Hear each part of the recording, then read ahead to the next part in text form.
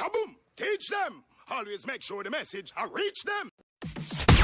Live from Kingston, Jamaica, broadcasting around the world.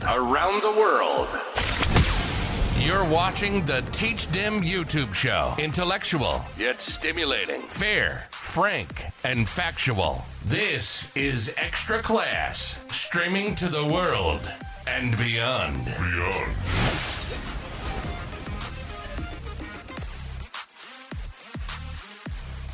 You know, it's Teach Them, the #1 intellectual blogging panel on the YouTube channel.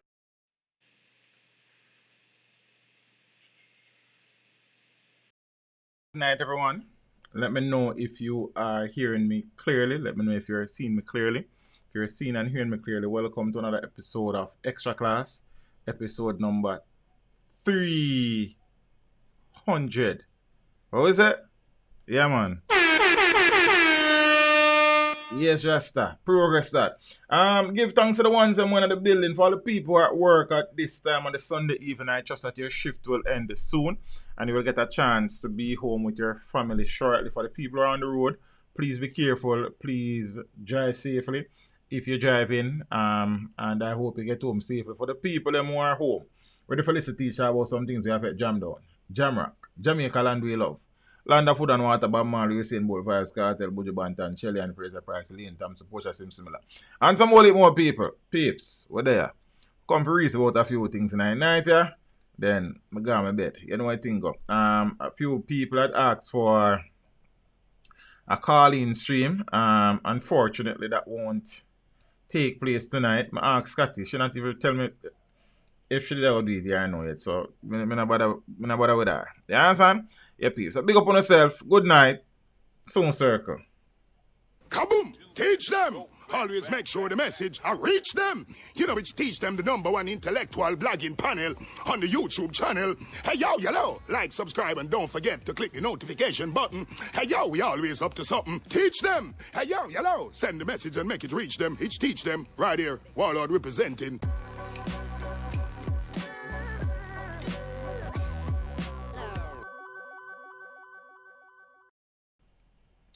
Yeah, peeps. What about? This is my 300 extra class. Not my 300 live stream. Okay, you know, we do other live streams. You know, we used to do roll call, and we do Let's Talk, and we do some other streams, and we restream some things, and a million things. But for extra class, this is my 300 stream, and that might seem trivial to some people, but it has been a journey. I remember the first stream I did, about 100 people watch it overall. And we have had streams now where eventually up to 50,000 people watch it. You understand? So we give thanks. We have streams that have trended before. You see me? So all of these things, the greatest message and lesson we can take out of this is be not afraid to start anything, because you never know where it might reach. You understand what I say? From those early teething days, we have grown from strength to strength. And if you don't, I'm not comfortable about myself tonight, really, we have to take some time out to say, yo, I progress, because you are going. It means that the thing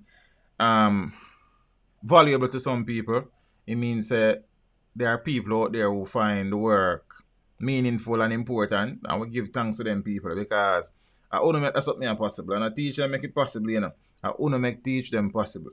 You get what I say? So, you know, we come here many times and we not all agree, and, you know, we view the thing from different angles and different perspectives, but we have always, the family people have always, been able to express their views in a civil, polite, respectful manner. And we appreciate the input, but we're not going to always agree, you know, always say that. Some people have taken some things very personal and they are no longer with us. But we give thanks to the people who are still there. We give thanks to the people who are there no more either. But you know, they were important somewhere along the line. We give thanks. Miss Lorna Sawyers, good night. Mother, how are you? It's good to see you. Haven't seen you in the stream for donkey years, you know, mom. Yeah, it's good to see you. Yeah, man. All of the people in the building, all of the moderators, them, you know what thing got. Test, big up yourself, you know. Tarek, it's Dwight Cooking Show, Silver D. Garfield, we big up some more people, look more. So I could get some things out of the way, because I have a million different things to do tonight. Miss Alicia Mason, thank you so much. Landslide Boss, think of the first time I see the name of the building. If you're here for the first time, welcome. Well, I appreciate the support. Miss Andrea D, hope you are okay. Hope your recovery is now full and complete. Miss Novelet Grant, how are you? It has been a minute. Hope all is well with you and the family. For all the persons who are treating with the COVID situation, be it you are recovering, you have recovered, or your family member or family members are currently suffering from, just hold straight and go and fight it out and ride it out. You know what the thing go? So, yeah, peeps, we're there. Marlon, big up yourself and youth. Give thanks. Craig, well, go on. So, I could talk about the COVID situation a little bit before we delve into some other things. Yeah. Jamaica surpasses 14,000 COVID-19 cases. And that number... Okay, Mr. Grant. Blessings. Arif, what are you with you? Zane. And thing. Blessings, Father Paul Campbell. Manners. 14,000... the total number of and this was on Friday, I think. The total number of confirmed cases in Jamaica surpassed the 14,000 mark. Now, according to the Ministry of Health and Wellness, the island recorded 104 newly confirmed COVID-19 cases. That was on Friday, as I said, bringing the total number of cases on record for the country to 14,096. We still give thanks. 14,000 is 14,000 more than I am sure many of you hope we had to deal with. But 14,000 is still better than 40,000 or 140,000 down. So we give thanks. Seeing that early projection and prediction said that at least 1.5 million people in the population would become infected by the virus in Jamaica. And at least, I think, 17,000 people they said would die. We are nowhere close to those figures. Thankfully, I should say. So we're giving thanks. One more COVID death and 65 new cases. That was yesterday. Saturday, so Jamaica on Saturday recorded one more COVID-19 death, pushing the tally to 324. So the deceased is a 93-year-old female from St. Mary. One other death has been listed as coincidental. And meanwhile, there were 65 new cases with ages ranging from 1 year to 82 years old, pushing the total to 11,000. Something wrong with this. I figure you're wrong. You understand? But there are 1,964 active cases. That was as of yesterday. And of the new cases, 26 are male and 39 females. Now, in the meantime, there were 35 more recoveries, increasing the total of recoveries to 11,709. And 116 persons were in hospital, with 12 being moderately ill and 2 critically ill. I have not seen the figures for today as yet, so I don't know. A part of, and before me even treat with this, I have been thinking, because I do a lot of that, Sometimes I just study things when I think. And I know that many people have, long speculated that sometimes the information reaching the public may not be the full story or the true story. There's always a possibility of that. But I have been analyzing the numbers since, say, the 10th of January, seeing that, that the incubation cycle is normally 2 to 14 days for the coronavirus. And based on what I saw and heard took place in the Christmas season there, New Year, Grand Market, Christmas, Boxing Day, New Year's Eve, like, there were more parties in Jamaica on those days than forever. Zane? And I was of the view that surely the numbers would spike probably significantly come around the 10th to the 28th of January. I mean, if the information that is coming to the public is true, I am very pleased and happy that there is no spike. But it leaves me to wonder, you see, a couple of things. One, is the information that is being shared accurate in its entirety? That's one. Secondly, is it possible that there are way more positive cases in the country, but many people, having seen the symptoms, are not reporting or turning up to medical facilities, or many people are not symptomatic? So there's a couple of questions where I think out loud, like, see, me the kind of have them in myself for a while, but you know, I ask the questions out loud. So it could be a combination of factors. It could be one, the level of testing is not enough to capture the picture on the ground. It could be people are sick and they are hiding from medical personnel, or people could be positive but they are asymptomatic. So we don't know. Yeah, man, I know Manchester having a spike in bins and St. Anne, Zane, but I know Manchester and St. Anne alone, foolish is going over the Christmas period, if you get what me I say. You feel me? So, maybe not. I think more people are infected than reported. I hope that is not the case, though. Hey, Myers, hey, Diana, let me stick with that, Dave. You know, funny enough, I was in St. Mary yesterday and I drove past Bridge and I said, Jaja, Zane, yeah, man, but they kind of got aside there yesterday. Zane, go look for the old people, them, and the young people, them, and all sort of people, them, you know what I mean? Yeah, man. Blessings, Romy, yeah, man, I saw that as well. But no, on Friday night, we spoke about the situation, crime in the country, and the role that not only politicians, but the police officers have played and continue to play down the years. And we are seeing instances now, for example, we see where a man will have a taxi on the road and, yeah, him probably operate contrary to certain things. You understand? But he is placed under greater scrutiny and pressure than another taxi driver or bus driver who would have been in contravention of the same laws and rules and regulation, but the vehicle that other driver is driving belongs to a police officer. I have seen many cases of those where police vehicle them cause the most problem on the road, because many police have taxis and buses on the road, and their taxis and buses are allowed to break all barriers and boundaries. While a next man, Zane, I will not condone enough of my breaking of the law, but we are say it is not fair. You understand? And we see now where evidence is emerging that many of the parties that are being held around the country in contravention of the Disaster Risk Management Act, the police are front and center in many of them. One, is either police have put them on, or police trying to put them on, or the police is actually providing security at these venues. The police, you know, were supposed to enforce the Disaster Risk Management Act law, you know. Them same brother there, you know. See? And then now, you have some other police out there who are trying to do the thing, and people are lick them down and then sitting there. Rough out here, no, rough out here. You understand what I mean? I said, Dave Grandison, what you did, family? All is well, sir. So you know, peeps. So we talk about that. Listen to this now.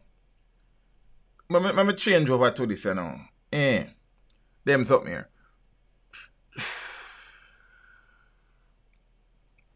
Nicky said, teach illegal parties happening uptown and downtown. Yeah, man, party are going everywhere, man. As a matter of fact, the hotspots now are, I get for understand, guest houses and hotels. And that's the thing there, you know. So people booking for hotel and booking a guest house and alone party settings. You see me, I say, party I take place on some boat and all about the place. You see, in some secluded area. You understand? Some isolated location. And these are the lengths that Jamaicans are going to satisfy their insatiable desire to party. You understand? And wherever the parties are being held, they are a threat to the country. Whether them they're uptown, midtown, downtown, side town, under town, out of town. As long as it's a party that is being held, flouting the Disaster Risk Management Act, then it is a threat to the country. Now, cops supporting illegal parties in St. Anne, says parish commander. Remember that St. Anne along with Manchester are now ground zero, you know. Listen what I go on. Police detectives in St. Anne are probing allegations that their colleagues are key players in both allowing and supporting illegal parties in the parish. This has added another negative dimension, or dimension if you so prefer, to the wider problem in the parish where residents continue to flout COVID-19 protocols by staging illegal parties and breaching the DRMA, Disaster Risk Management Act, and the island's curfew orders. I know that some of our officers are not honest, and some of the parties that are being held, you have officers who are involved and you have officers who are allowing them. Says Frank Carlos Russell, head of the St. Anne Police. So the man I say him knows some of the police are criminal. I basically that him say. Him say him knows that some police are put on party, some police are support party, some police are ensure the party. Go on. He was addressing the monthly meeting at the St. Anne Municipal Corporation on Thursday. So St. Anne along with Manchester have been placed under the microscope of the health authorities, with Health and Wellness Minister Dr. Christopherson telling Parliament on Tuesday that the two parishes were recording noticeable upticks in COVID-19 cases. Health officials are now working in St. Anne. I was in St. Anne yesterday as well. So I went to St. Mary and I went to St. Anne yesterday. And I would have seen health officials, would have seen the buses here and there about the place. You understand? Trying to keep the thing under control. Health officials are now working in St. Anne to contain the spread there. But according to the parish's police commander, residents are not adhering to the COVID-19 containment measures. Listen what I want. To further complicate the efforts of the police, Russell said there are limited police resources, including police vehicles, to curtail the illegal parties which are often held in rural communities. For example, you have areas like Alexandria, which has a large number of communities to police. One of the communities is Murray Mountain. And way up in those places, Russell elaborated. And sometimes the police unit is caught up with dealing with a lot of reports that are coming into the stations. So they are not able to go to all the different communities. And what we are finding is that persons are going to remote areas to keep these parties and dances, he continued. In addition to members of the St. Anne Police supporting illegal parties, Russell disclosed that the police have also received worrying information that some guest houses in the parish are now havens for parties.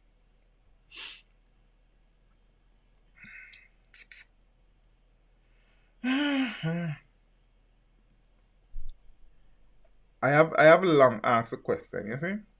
And this is somebody who was an avid party going person. I mean, when I was a young boy, we're kind of older, see?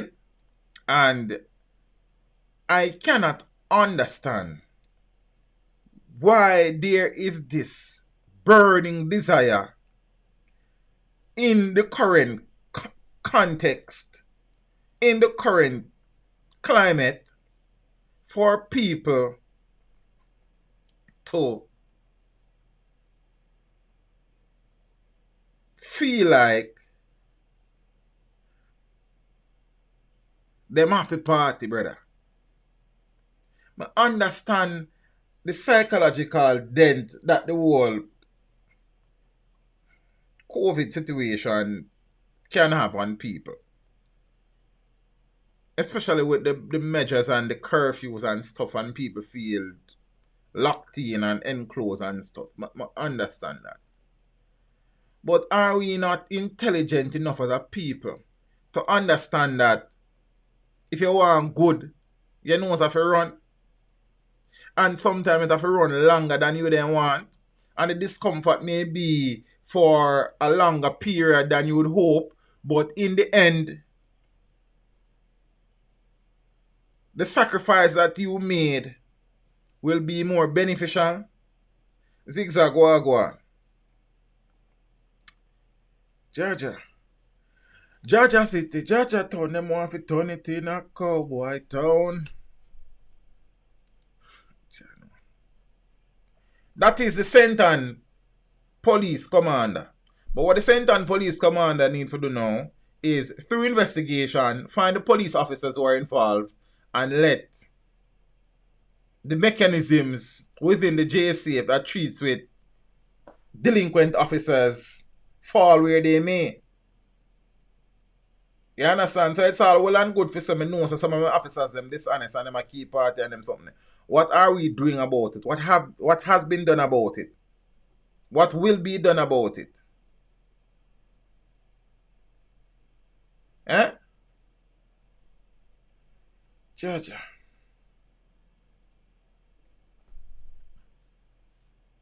So that was the center. That is the center context. This is what I go on in Manchester now. And funnily, these are the two parishes that are spearheading the COVID numbers right now. Kind of sound and we don't, but alright. We are killing our own selves for the sake of money. Say me find a brother here. I'm just talking about the place. This gentleman here. See it? Alright. Counselors worry about virus spread with nightclubs open, parties, and funerals. So Mayor of Mandeville, Chairman of the Manchester Municipal Corporation, Donovan Mitchell, alleged that the police have been providing security at nightclubs which should be closed under the Disaster Risk Management Act. He also claimed that several residents were hosting parties contrary to the DRMA legislation to help slow the spread of the novel coronavirus. The situation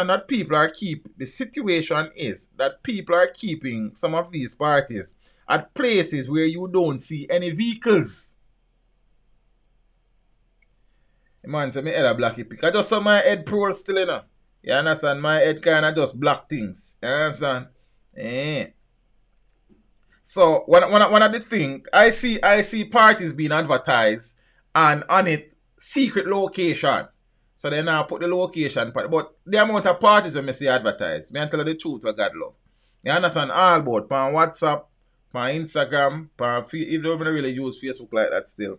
Zine, but them did it. You understand what I say? Many parties being advertised. Secret location. You understand? Yeah, man. You have to know a password. Yeah, man. Password a ventilator. You see it? Look at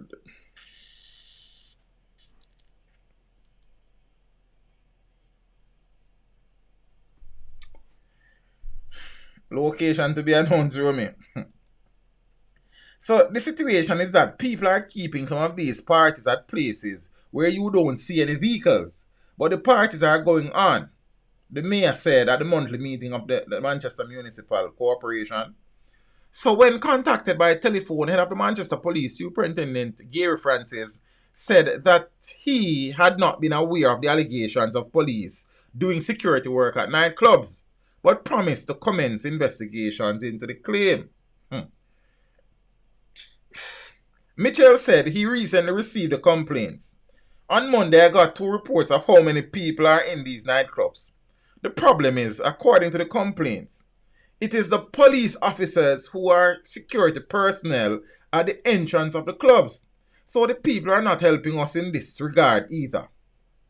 Well, the police are not helping us in this regard either. It is one of the problems that we are faced with, that we are killing our own selves for the sake of money. Sorry, guys. No, that is slightly annoying. Who is this? This person. Father Pete, big up yourself, you know. Appreciate the contribution over upon PayPal. You know where something go. Earlier this week, the health minister expressed concerns about the growing number of coronavirus cases in Manchester. Now, the mayor said we are killing ourselves, our neighbours, our families for the sake of money.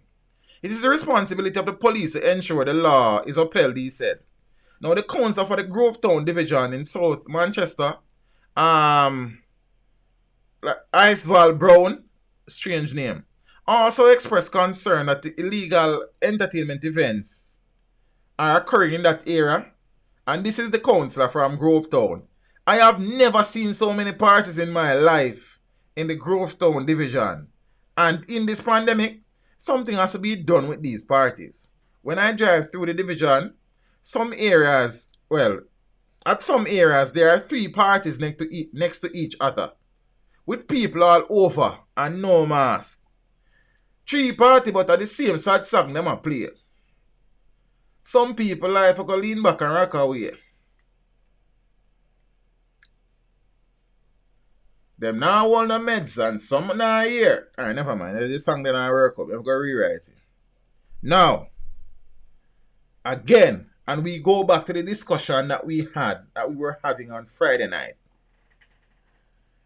Until the philosophy that holds one race superior and another inferior, and melody wrong too. But until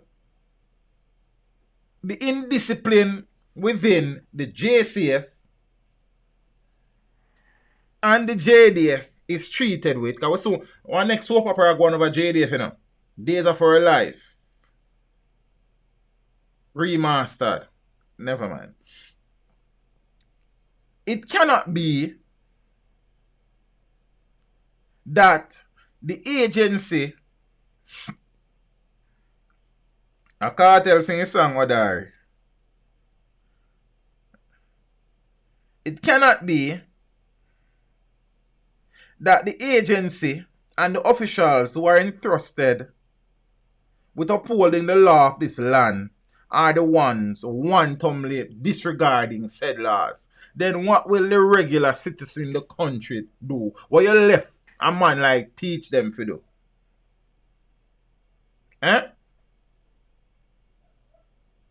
If you supposed to enforce this, and me is just an ordinary run-of-the-mill citizen, and me see you I break the same laws them where you're supposed to uphold, then what you left me for do?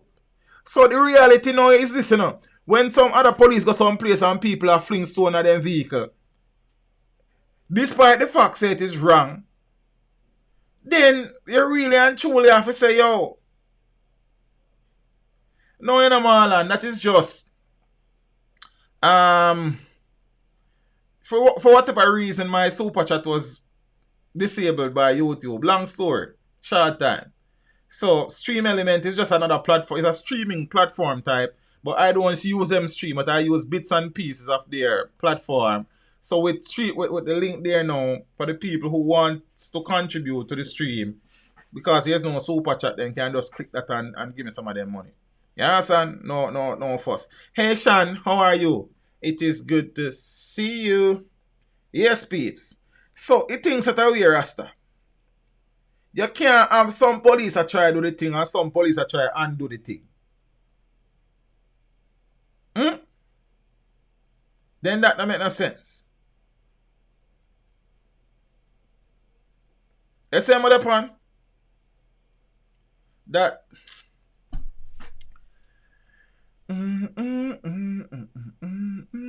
I'm big up to the people that want to subscribe to TD clips already, you know. I never clip up the stream from Friday night because I did tired Friday night, and then, as I say, I was in St. Mary and St. Anne until night yesterday.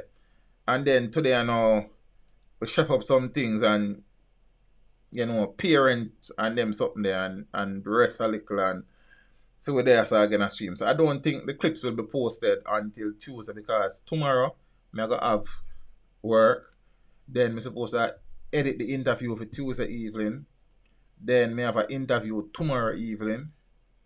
So I think about Tuesday before all this clip up and post. You see me, I say, yeah man, so for the people that who subscribe over TD clips, it's just the stream And some of the interviews them in the future, in the past, we're going to put bits and pieces over there, bite sides, chunks, wings, barbecue wings. You understand? Yeah, man. So, peeps, you know that there has been a drive to have schools resume face-to-face classes across the country. There was a pilot project in November, and some more schools opened early December, I think. Then January, more schools were added to the list and some things. We see now where one school that started face-to-face classes has closed because a teacher has tested positive. Penwood High School forced to close after a teacher tests positive for COVID-19. So Penwood High, one of the schools participating in face-to-face teaching, has been forced to close after a member of staff tested positive for the virus. So this was confirmed on Friday afternoon by Gregory Pullen, the school's chairman, who said the teacher has been isolating for a week after she began experiencing symptoms of the virus. She received confirmation of her positive COVID-19 status on Friday. So Mr. Pullen said that the school closed about 11 on Friday morning for deep cleaning, and face-to-face classes will remain suspended for 10 days. There's a typo in this article. The chairman said despite the positive case, the level of exposure to the virus should be low because the teacher only spent 2 days in school since we have reopened and she wasn't exhibiting symptoms at the time. However, he said the school is taking direction from the Ministry of Health in terms of contact tracing and any other measures required. So earlier, last week, the Education Minister Favour Williams reported that there are now 76 schools open for face-to-face classes. Some 129 schools were approved for face-to-face classes before the start of the new term on the 4th of January. However, school administrators were given a 2-week period to complete preparation and reopen. When the minister speaks, she speaks with such calm and she's so tranquil. And everything is okay. Everything will be fine.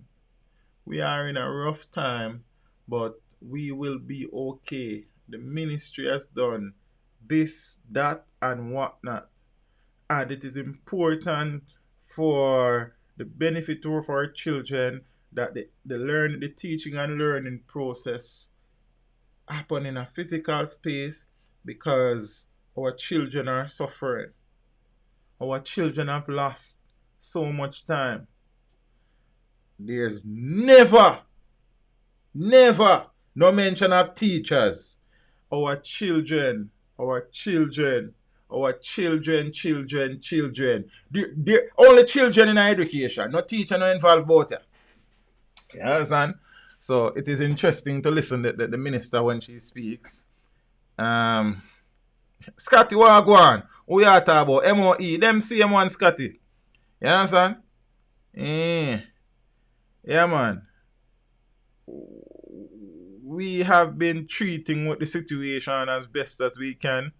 We have been engaging and soliciting advice from the Ministry of Health, and based on the current situation, I can say positively that the situation is under control, and for the benefit of the nation's children, we must press on. There will be challenges, but the ministry is prepared to deal with them.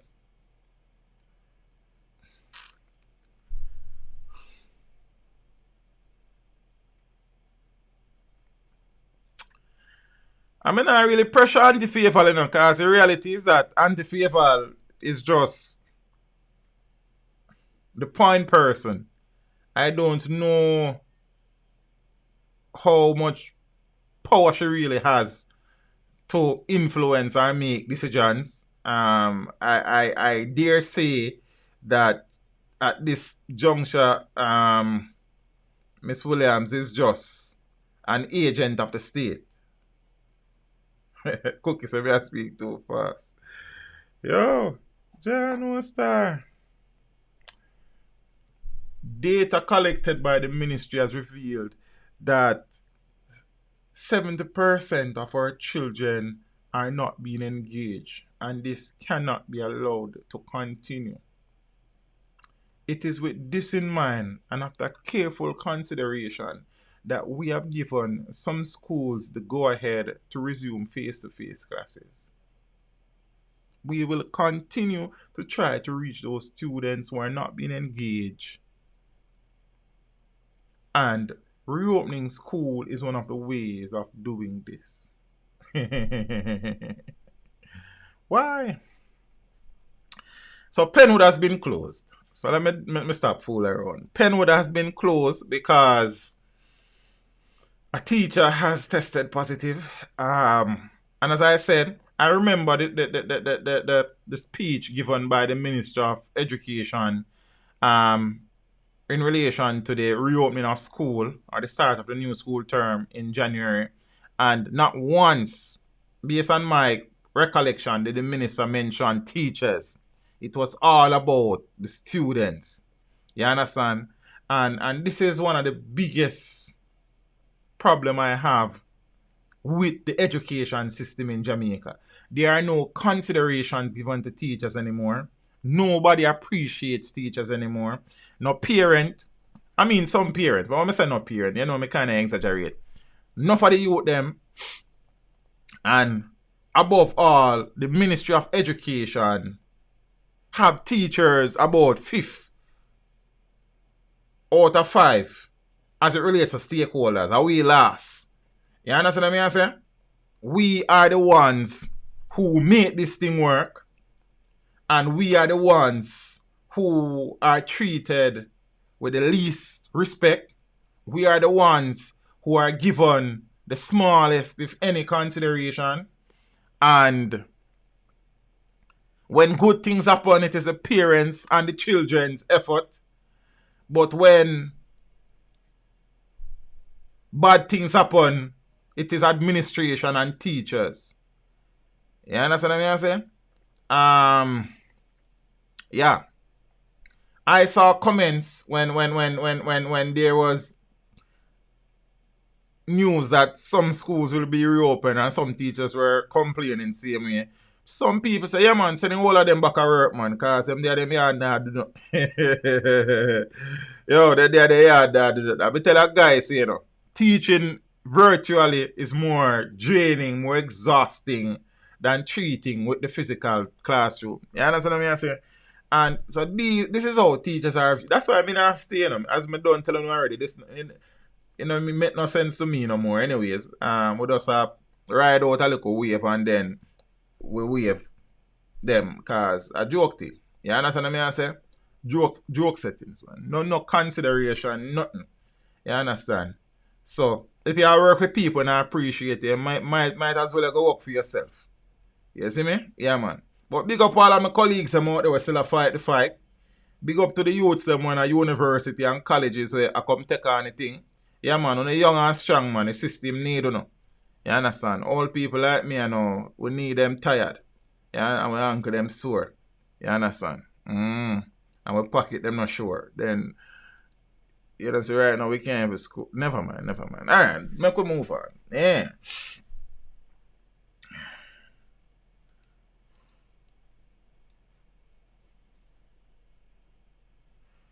Are they going to test the teachers and students every day for COVID classes? Very unlikely, enough for the award. That is very unlikely.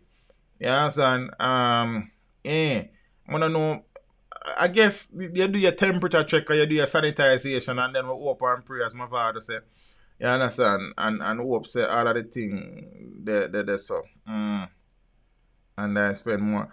John Williams, bro, I am teaching at the university level and I spend more hours since this online teaching thing. But we are push on. It's rough father Williams, you know, brother. And it's good to see an Williams out there try to do the thing, you know, because boy, when the Williams name them come up these days and it's rough. You understand? So it things that away, yeah, man. Food have to go up on the table still, you know, so we do what we do. You see me? But you know when you know. That is it. As I say, you know when you know, and you just have to move on. When you have to move on and get the groove on. Female recording artist gone missing in St. Catherine. 22-year-old Xavier Woolery, a recording artist of East Avenue in Linstead, St. Catherine, has been missing since Thursday, the 14th of January. She's of brown complexion and slim build. Reports are that about 6 p.m. Woolery was last seen at home wearing black shorts, a pink blouse, and black slippers. She has not been heard from since then. Now, anyone knowing the whereabouts of Miss Woolery is being asked to contact the Linstead Police at 876-985-2680, the Police 119 emergency number, or the nearest police station. So what would you like the government to do in your favor? I don't want the government to do nothing in my favor, sir. What I want the government to do is to respect and value the contribution that teachers make in this country. They place greater consideration for the needs of educators. Provide more resources for educators. Be more when you're making decisions, make it more inclusive. Many of these politicians have never set foot in a classroom as an educator. They don't understand. Zane? So, when decisions are being made and committees are being formed, it would be wise to get people who are in the system to be a part of the discussion. Zane? Put some respect on teacher's name. You understand? And something else on them salary. Give thanks. So it's not about me, fam. It's about my colleagues. Because the reality is that many teachers out there are struggle to get by family. You understand? Many of them won't say, but look here, there was a point in my life, man, when I live a credit union, Early days, We give thanks to them days past. Amen. You understand? But many teachers out there, family. For example, when a teacher do them masters, the amount of money, about $7,000 go up on your salary, You know how much money some teachers pay for them masters? Then you upgrade yourself. And then you spend how much money upgrade yourself. And many times loans teachers use to upgrade themselves. And you're going to spend the rest of your life to try to pay the loan there. Plus teachers are try to pay off them car payment. Them are try to pay them mortgage. Them are send youth go school and youth go university. Plus them have to eat. Joke thing, brethren. You understand what I say? Joke thing. You see? Joke settings. Worse if he's a male teacher. No, I go on about it, But, I'm gone. So, Empress is missing. Anybody knowing her whereabouts? I hope Empress up on a hillside. I chill. You understand? And thing, and she soon circle back home. But she need to link up some people. You understand? I make them know that she good. I hope say, yo, Jaja. Yeah.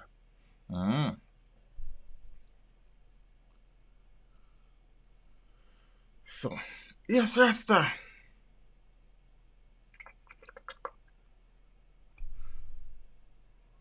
Yeah, man, I hope she dey on one place, on one part, just a go on all a vibe. Probably she and Bay.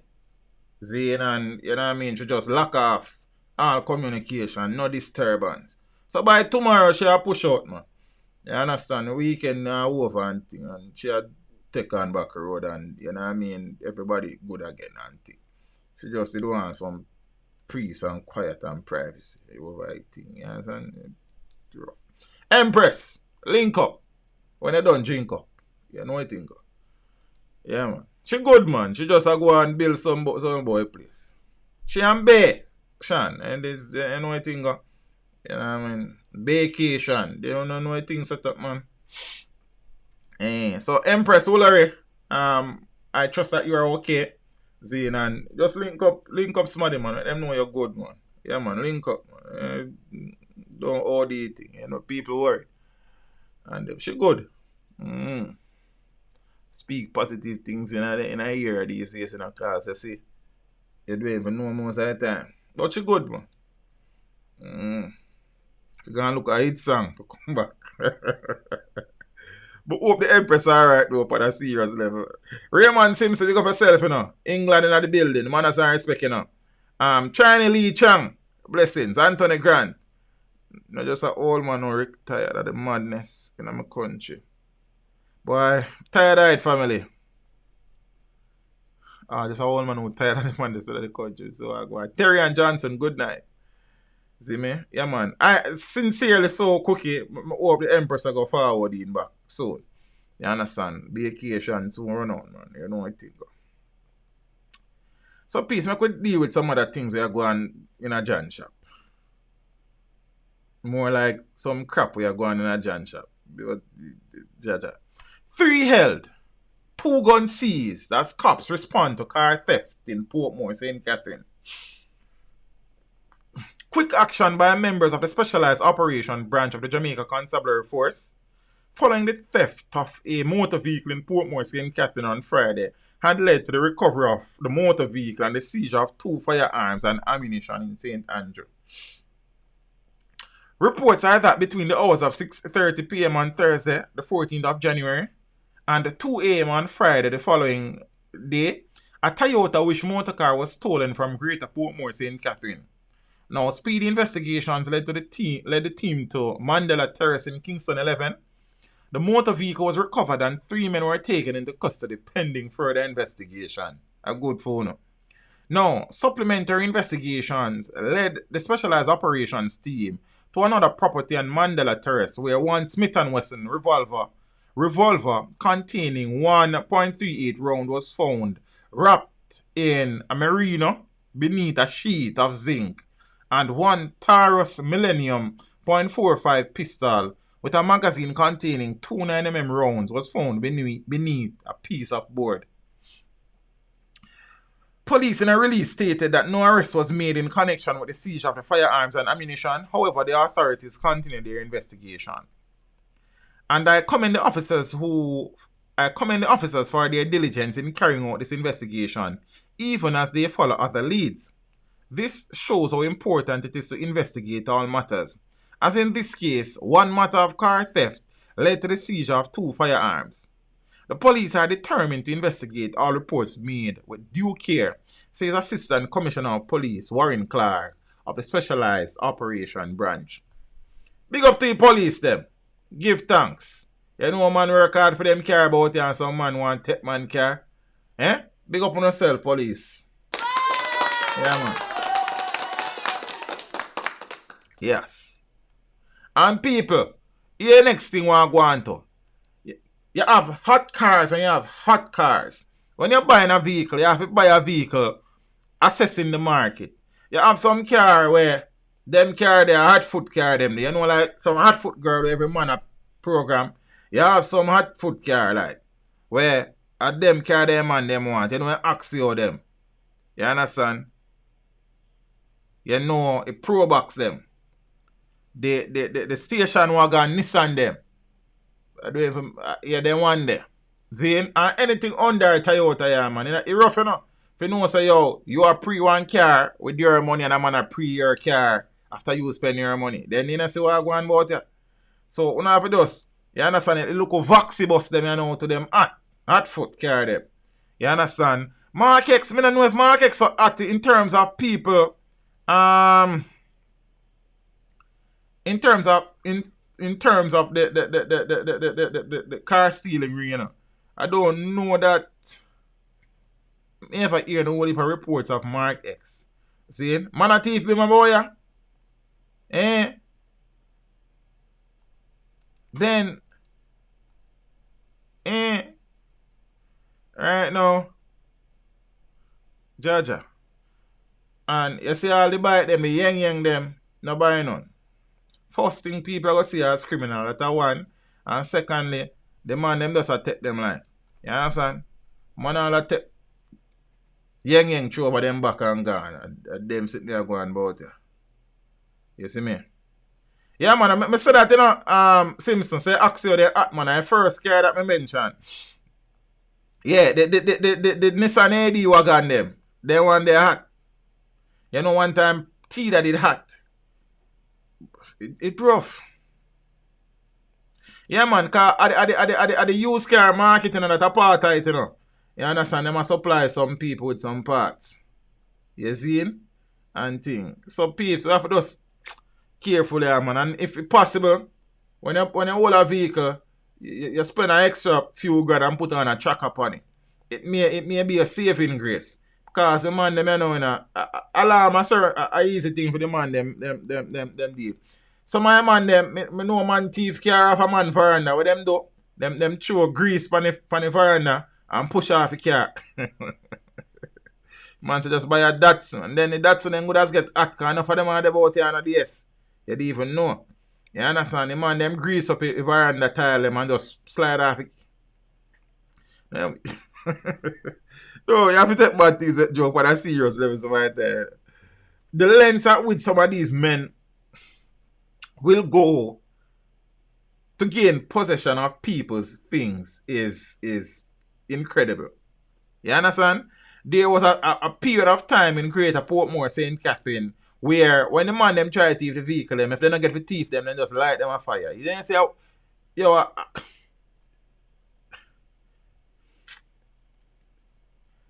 mankind. The brother said they ain't are wicked, but them man are wicked. Them wicked, man. You understand? Now you catch a couple of them and throw them in a car, then catch a fire already in a rasta. You see me? Imagine me struggle. You understand? Drink beer cup soup and water. And see if you buy my car. One boat me a beat and 2 shirt. And you tell me say, you try thief my car. And you don't get for thief my car.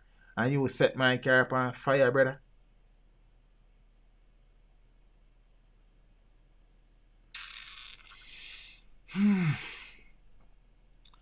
Them man are wicked. And then many of the times when the man them come for thief your things, you know. The man them not just take a thing and left, you know. The man them a kill up on top of it, you know. You know, see what I go on.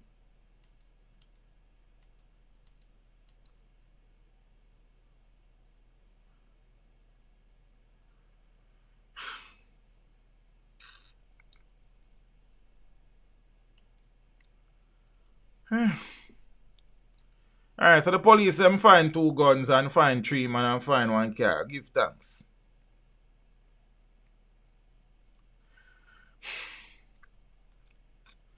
February hearing set for a man accused of abducting and killing stepson.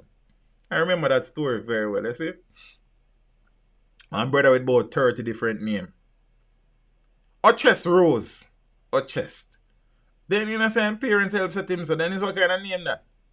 Chest Rose, the man accused of abducting and killing his 8-year-old stepson last year, is to remain in police custody until next month. Him not to come out. What you mean? Well, when the matter was called up in the Kingston and St. Andrew Parish Court on Friday, a February 1 date was set for a hearing to determine if there's enough evidence to transfer the matter to the circuit court. Galen Buchanan was reported missing, or Galen, I don't remember the pronunciation, on the 21st of January last year. His body was found 2 days later in the Kingston Harbour, and Mr. Rose was subsequently arrested in Trelawney. He abducted the child under the guise of buying him ice cream after the relationship with the boy's mother turned sour, and in an attempt to get back at her, he abducted her son and killed him. Man just got shot in halfway tree. Jaja.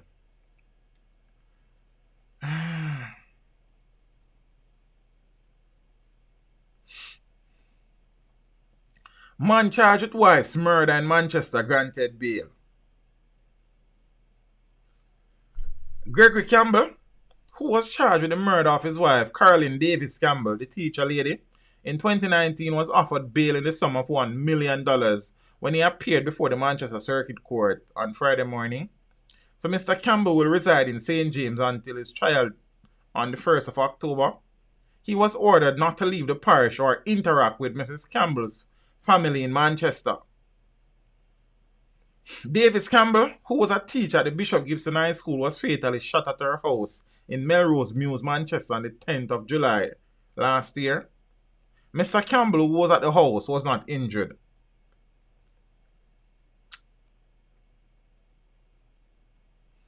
Police confiscating all yang right now in Kingston. Tesserine. Me tired. Cha-cha. But we not deal with no killing yet on the whole land. Yeah, killing part I dance with even reach us yet. You understand? Friday night we spoke about the sad situation where young Chloe was killed by a man who had a dispute with her dad. She was shot while in her bed sleeping. Blessings, Bogle. Give thanks. Yeah, man, you know a thing, Hard work are the kindest person you'll ever know in your life, Nobody can get the things that hard work give your family. Yeah, man. We put in the work, man, and the rewards, you know what I mean? They must spring up all the place. We give thanks. There is another incident where another child has been seriously hurt. This time, the child is still alive. We give thanks. But in this case, it's family business. We and wisdom. Blessings in the family. Where's the little empress? A beautiful little girl. Me couldn't be her father. You she nice. We are not serious about crime in my opinion. Nikki, we're having that same conversation Friday night. As a matter of fact, on my way home from the country yesterday, I don't normally tell my students them if me ever hear on the table, we no go no country in our country. You understand the place so don't go have name. But then yeah, we go country and me a forward it yesterday. Me and Simon with a reason. Me and say, brother, we're not serious about crime about you. You understand? Yeah, man. She couldn't pass my daughter, man. She's nice. I am so happy that the little empress is still alive. Based on the situation, she could have easily died. And I hope that she will pull through. So I could talk about that story, Child injured by stone. Aunt arrested. 4 days after a 4-year-old girl was fatally shot during a family feud in Freeman's Hall, Trelawney, news has emerged of another child now hospitalized after being injured during a family dispute in Malcolm Heights, Hanover. So reports are that 2-year-old Akira Carr is now a patient at hospital after she was hit in the head by a stone allegedly flung by one of her aunts. By one of her aunts. According to the report, Akira suffered a fractured skull and underwent surgery after she was hit by an angry aunt during the dispute. Akira's mother, Cavell Spence, said that it was part of her routine to leave the child with her grandmother, Genevieve Gordon, or her father, Lamiru, while she went to work. But there was a change last Thursday when the child's father and the sister, whose name has not been released by the police, were involved in an argument. I reached work and got a call that the aunt came back into the yard and started to throw stones. When she was told to desist, she said that she did not care about any child, alleged Spence. First, he threw a stone and it did not hit them. But when the child's father got up while feeding Akira, she threw another stone and burst Akira's head. Spence added Spence as she claimed that the aunt uttered expletives after she was told that she had hit Akira and went to lock up in her room.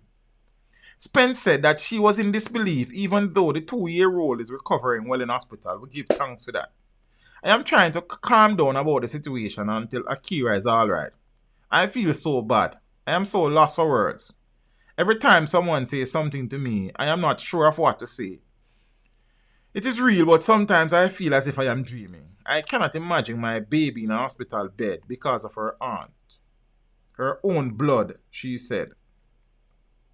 Now, head of the Hanover Police Division Superintendent Sharon B. Putt confirmed that the aunt had been arrested and charged for unlawful wounding and will be taken before the courts shortly. Again, I don't know the genesis of the situation. But if the account in the article is accurate, then Jaja. Again, as we spoke about on Friday night, no one is into conflict resolution anymore. The way that we settle disputes in Jamaica is to kill, hurt, harm, chop, shoot, stab. Everybody head at. Everybody head can just add so. Who sing a song there again? French I Matthew. I'm sure there's a song to that effect. Hey Cindy, how are you? No, she bust up her niece's head and she got locked up because some bad word according to the report and thing. I don't know. You understand? Why should it start fling stone in the first place? I don't know. But there's a child there. Like, I don't know. I'm so happy that the little princess is recovering. I trust that there will be no lasting effects of the injury to her head. She had a fractured skull. You understand? As I said, I hope there will be no long-term effects, be it psychological, mental, emotional, academic.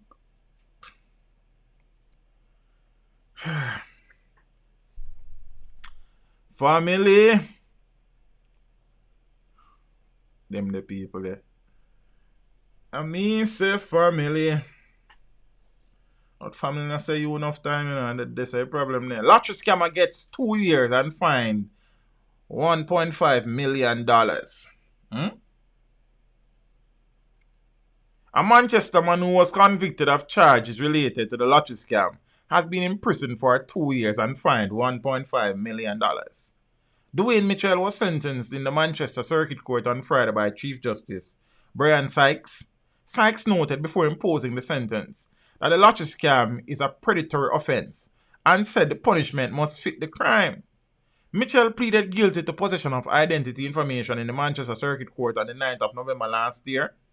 He was arrested at his home in Dayton District during an intelligence-led operation conducted by the Manchester Police. 2 lead sheets were found in a closet in the bedroom he occupied. Mitchell's cell phone was also found to contain several text messages and emails with personal identifiable information of persons living overseas. 2 years and 1.5 bill. Meh.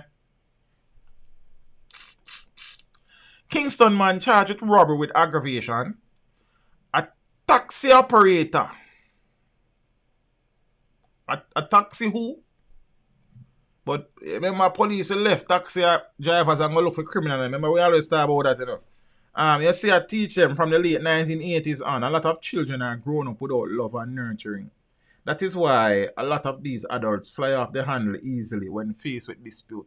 But then Finar, make we talk a little before I move further. Like, if Calvin Emmons, thanks for subscribing to the channel, fam. Give thanks.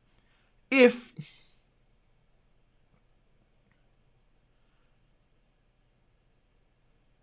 from the 80s, the youths grew up without. Yeah, O'Brien Campbell, give thanks, but they got for true. The youth grew up without love and nurturing. And them head at so. Many of the generations, since them generation, they have less love and less nurturing. So nobody now got have no head for that in the future. Finar, I think it is the guilty plea why, but you know me feel about that again too. So what to do? when there's nothing to do. Them are youth here in a family. You have many youths of them a grow themselves both here. You know? You have some youth where them a raise them parents both here. You know? You understand? A regular me see youth run with them parents both here. You know? You see? Parents come to school and youth run with that, you know. And you have to interview and say, boy, yo, easy. Before me have to, you understand, do your things like. You see me? Enough time. Parents come to school there and you have to govern the thing. Because parents can't talk to youth. You see me? So,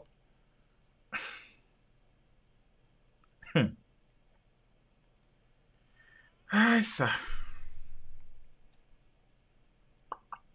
A taxi operator has been charged with robbery with aggravation following an incident along Colliston Green Avenue in Kingston. Well, in Kingston 6 on Monday, the 21st of December.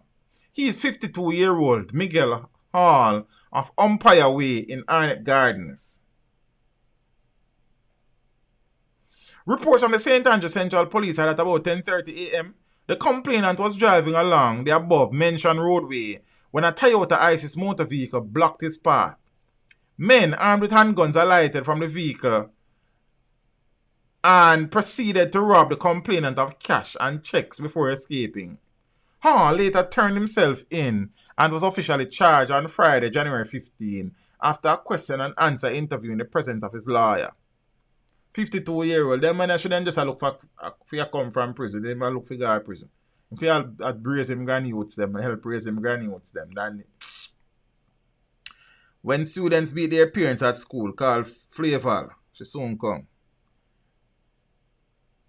I will be there shortly. Just get the matter under control. If needs be, contact the police and let them come there. My team and I will get there shortly. Okay? Just de-escalate the situation and separate the parties, and I will be there. Yeah, Jaja.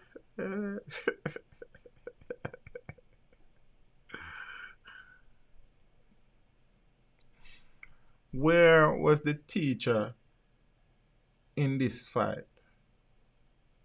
Who is in control at that school? Are the children running the school or are the teachers in control? How are teachers to be there and there is a fight? What is going on? These things need to stop.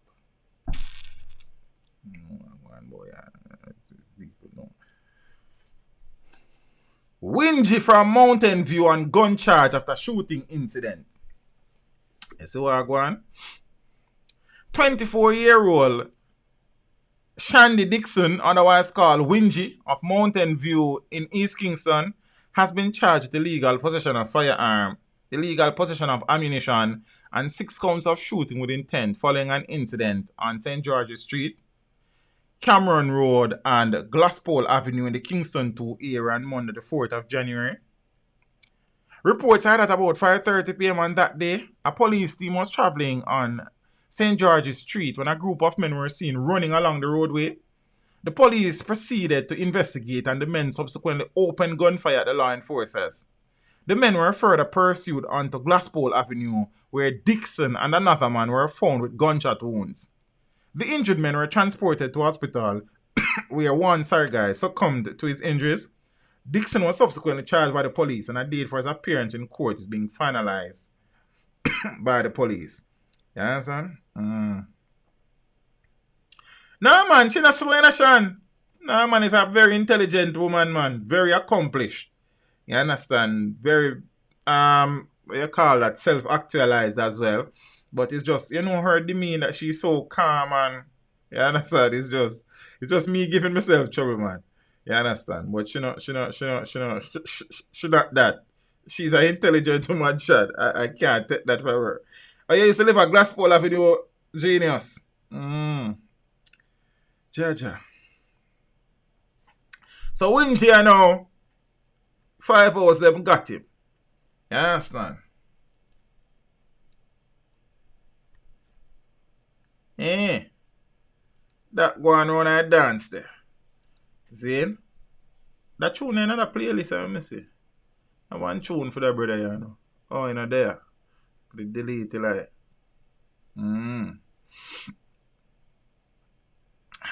Former most wanted recently released from prison among 2 shot dead. So,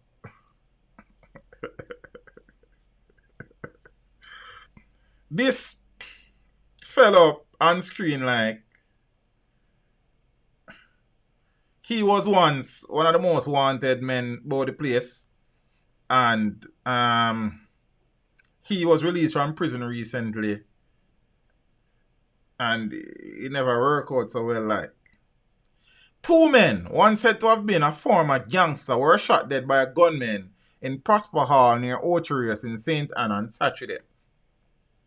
The deceased have been identified as 29-year-old Kevin Rattigan, alias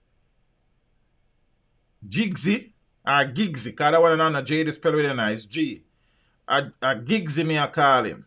Gigsy. And a jig that. That's a gig. Gigsy and 57-year-old Anthony Bailey, both of Prosper Hall.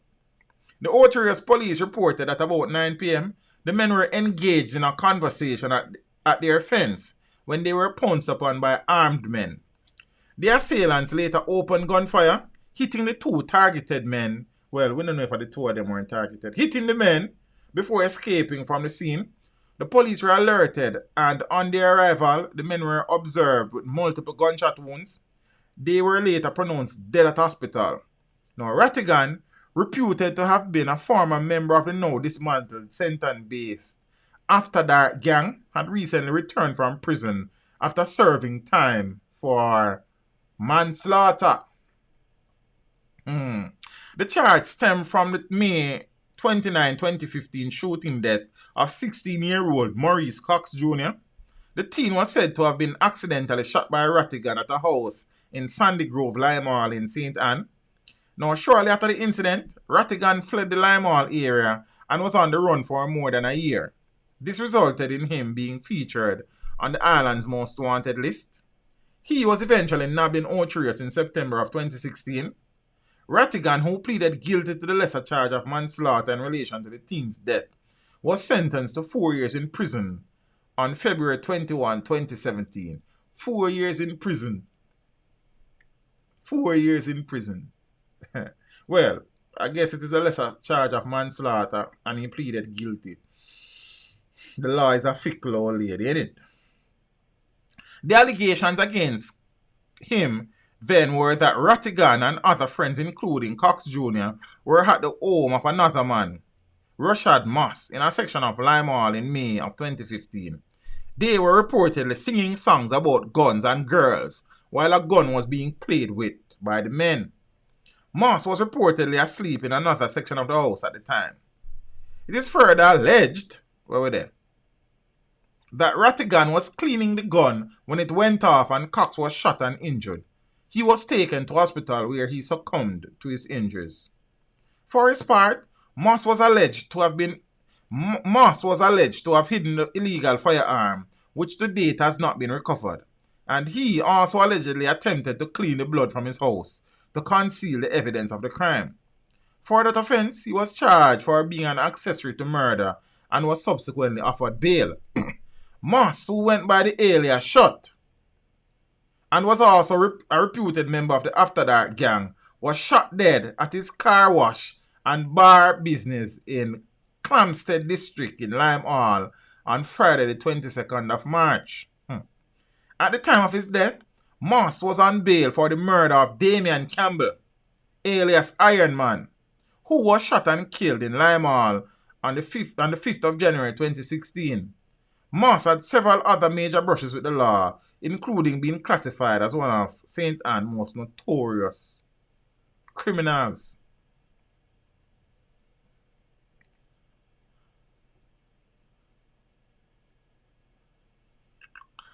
I got so much things to say right now. So much things to say. But me nah say. Me just got it to say. You understand? Eh. So, the man them burn shot. Cause them say shot burn iron man. The man them burn Rattigan, cause them say him accidentally kill. Well, me nah say that's why they kill him. But them burn him and him spend. Look here, yeah, man. Let's go. Let's go. No, me just share some information, cause you know them say if you hang out with people, you start catch their looks. So some man are there so too long. Next thing me I start catch all them looks. My looks not fit me. You understand? And my looks now look good for me. Different looks.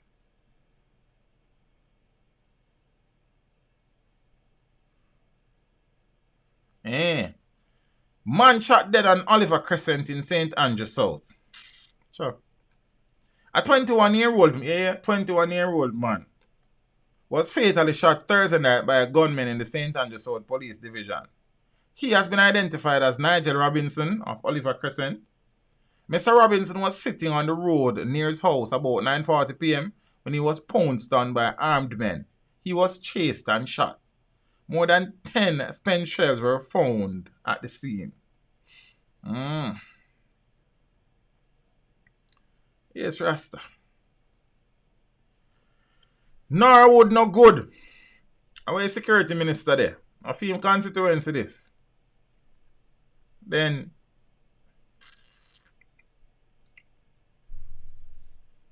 5 shot, 3 dead in Norwood St. James.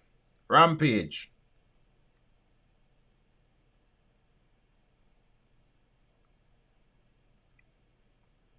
Article woman. Wagwan Empress Cole. Hope all is well in a long time we know what a reason, you know, Empress. But what are them time? I'm glad to see you. You understand? Eh.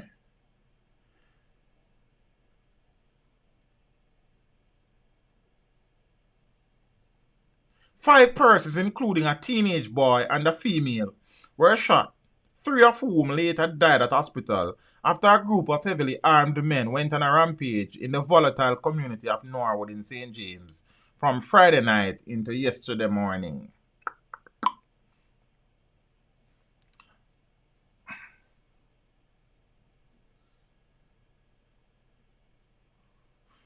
Those killed have been identified as 20-year-old Nicardo Daly, otherwise called Nick, unemployed of Montego Hills. I think this is Nick. I hope I'm correct. But he's one of the persons who died. You understand? I don't know why Nick take that picture there still, but I think I am that. 47-year-old Donovan Reed. I think this is Mr. Reed. Say me can't find Mr. Reed. I think this is Mr. Reed here, sir. Mr. Reed look like a peaceful man though. I don't know. Jaja. Otherwise called Dummy. A backup man of Hollywood, Norwood. And 50-year-old Aubrey Brown, a plumber of Irie Lane, also in Norwood. Irie Lane. 2 other persons, a 16-year-old boy and a female, were also shot and injured and were admitted to hospital in serious condition. You see? And this article has also gone to length to post the name of the hospital. And me I say, the editor of them newspaper, you're not serious, you know. Nobody no need to know which hospital the people them admitted in. It's a shooting incident. So why people need to know, say, them there at Mount Olivet Hospital. Eh? Or Queen Elizabeth II Hospital. Then not necessary. Miss Millicent, what happened to Super Chat? I couldn't tell you, you know. Then take you away. You understand? But you have a local link up at the top of the chat. Just click on it and give me some of your money that way. Then me take it. You understand? But there was some issue with Cookie Mama's account. And in that whole storm, they disabled the Super Chat on the channel as well. And I don't know. You understand? It's like they must say Cookie money too tall. You understand? So they have to put up a wall. Make the thing stall. You understand? And them feel like rain gonna fall. Yeah, man. But that not at all. But just go stream element. Yeah, man. Yeah, man. So if you click on that link, you're able to contribute just the same. So I don't know what go on in I dance. So you know, I could finish with the article here. So 2 other persons, a 16-year-old boy and a female, were also shot and injured and were admitted to ex-hospital in serious condition. Now, according to police reports, shortly after 8 p.m., Daly and Reed were among a group of patrons inside the Fury Bar, the Fury Bar in Hollywood Square when they were ambushed by armed men. The man in their Fury Bar. Jano. The gunmen opened fire, hitting both men and the female before making their escape on foot. The 3 victims were rushed to hospital where Daly and Reed were pronounced dead and the female admitted. The gunmen then went on a shooting spree in other sections of the community where they shot up a number of vehicles, one of which they set on fire. They also shot up several houses in the Jenny Lane and Irie Lane areas. While still on their path of destruction, the shooters struck hours later at approximately 12:10 a.m. Saturday morning, where they held up Brown outside his gate along Irie Lane. I think that is Donovan, that is the elder. This gentleman here. Where they held up Brown outside his gate along Irie Lane. He was robbed of his cell phone and an undetermined sum of cash before he was shot multiple times to the upper body. He died on the spot.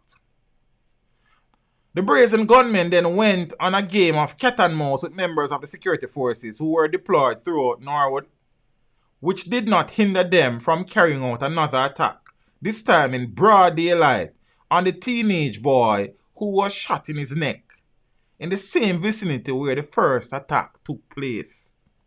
A curfew has now been imposed in sections of Norwood, which began 6 p.m.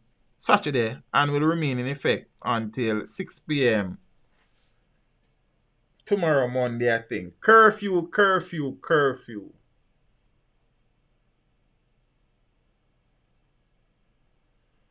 I think curfew should be named curfew tiles. Because these curfews are an act of futility. Curfew tile. That's something I start call. I go copyright that word. I mean, some of your people start using it. You know, people like curfew tile. So there's a next curfew tile in Norwood. There's so much gunshot bust, and when the curfew tile done, no gun now left. No guns now left. Out of Norwood, you know, after a curfew tile done, you know. So the same gun them were bust Friday night into Saturday morning. I go bust some other time dog of them time there.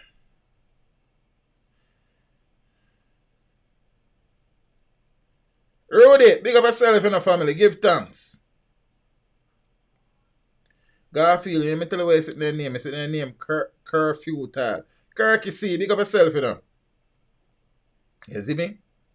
Yeah, man. So, in other news, a curfew tile has been declared in Norwood. A futile attempt at ridding Norwood of guns and gangsters, ain't it?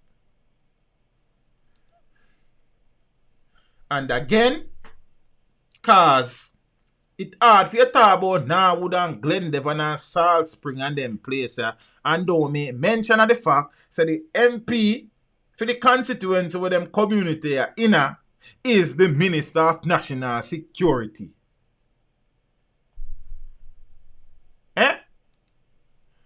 The MP for them community where blood not stop run and fun done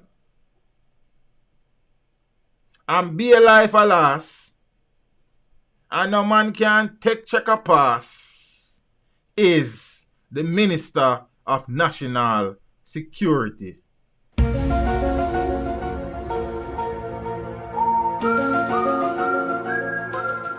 You know see a dopey show business. Cause a dopey show, you know, a be a dopey show keeping in the community, you know.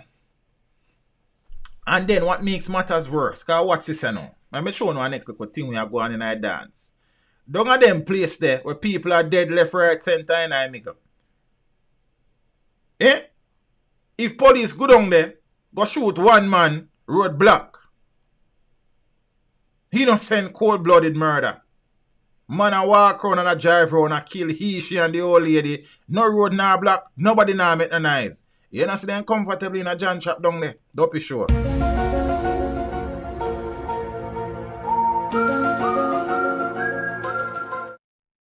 You see what I want? Make the police them in a curfew tile ya. Kill a man who them say is a criminal down there. A beer tire burn on a road on a part. And we don't hear nobody come out a ball. Nobody now block the road. Nobody now protest. Nobody now say them tired of the violence down there. But if the police then go down there or kill a one man, be a tree cut down and road block off. All fridge and them sitting there. And again, let us not beat around the bush.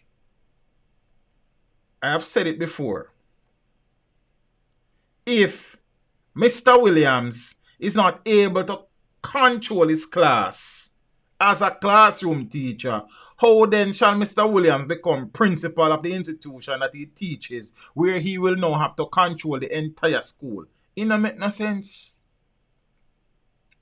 Now, if an MP has no teeth in a constituency, obviously no influence over the youths them to try get the thing on a level, how then shall this man treat with crime on a national level? I just ask for your friend. You understand? Them not see the irony about you. The Minister of National Security has one of the most volatile constituency in country of Jamaica. And I now say it's possible say the MP can clean up all crime, you know. But as a Minister of National Security, your constituency is supposed to be on a level, you know. I always say, if you have a Minister of Housing, the houses them in your constituency for hot. If you have a Minister of water feed every pipe in your constituency. If you are a Minister of Technology and then sitting the internet and then sitting there for everywhere in your constituency. If you are a Minister of Road and Transport, Works and Transport, no Patron of you in road in your constituency. You understand? So if you are a Minister of National Security, man, then there should be some level of law and order in your constituency family. That's just what me think, you know. Zin? That is just what me, this is just me as a local youth and I think. You see it? But what teach them now? You say teach them an idiot. Just one big head teacher boy will just come to talk him out on a Friday night or something. They don't know nothing. Them man they are fool after everybody not take them serious. Them man they are just some local vlogger, man. Yes, and we are idiot boy. Eh. In relation to the so this same incident we go on down a Monday for there. Down a Norwood there. That bus get shut up. This lady, somebody was dead, a fear family, so she a cry. You understand? I think this a freeway bar. Yeah, that a freeway bar. That's up where them shoot up first. And as me say, Mr. Reed, them call him dummy. So I am assuming that he is a mute and stuff. So I don't know. Them rob him my phone, take away money and kill him. Then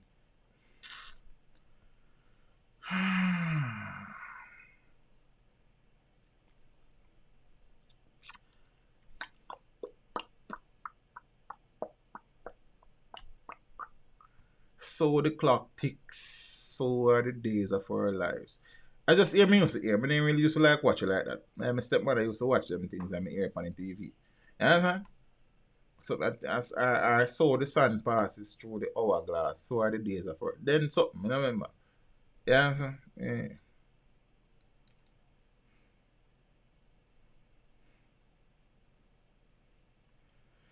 Boy. Where do we go?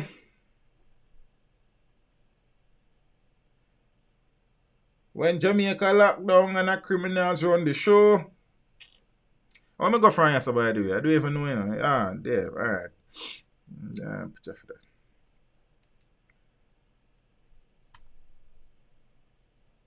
Where do we go? When the Minister of National Security in him constituency him have no peace to show.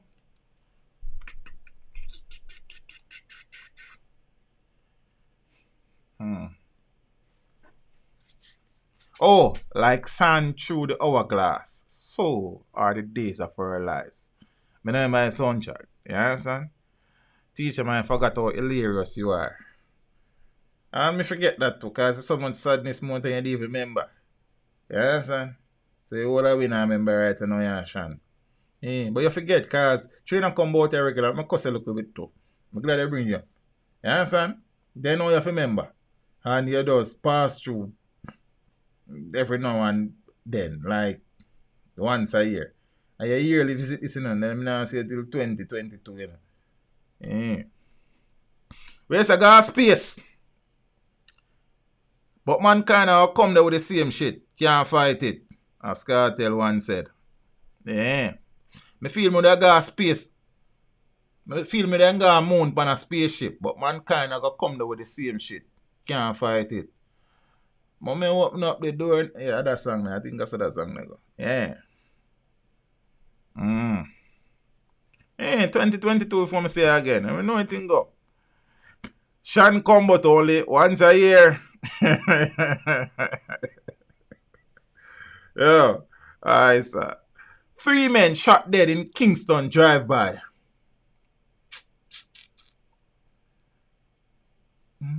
Happy New Year, Nikki. How are you? Detectives assigned to the Area 4 Major Investigation Division, MID, are probing the circumstances surrounding the shooting deaths of 3 men on Lincoln Crescent, Kingston 5 on Friday, January 15. Yeah? The deceased have been identified as 34-year-old Jermaine Lawson of Greenwich Park Road, 20-year-old Mark Nation of Lincoln Crescent, both in Kingston 5, and 29-year-old Anthony Barrett of Luke Lane in Kingston.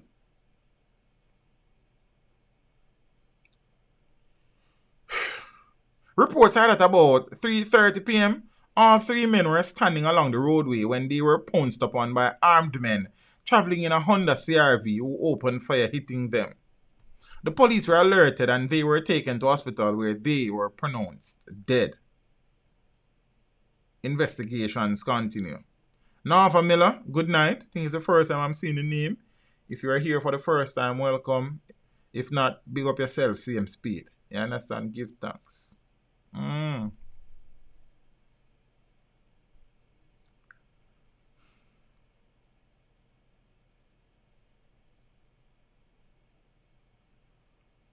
But Cookie say, have the murder numbers past 17 yet? What do you mean? Since the start of the year?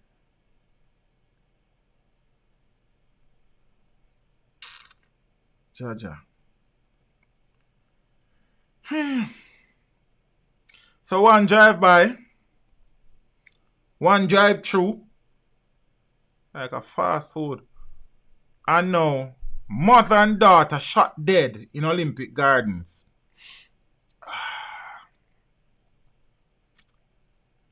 The police have launched an investigation into the circumstances surrounding the shooting death of a woman and her daughter in Olympic Gardens, Kingston 11, this morning.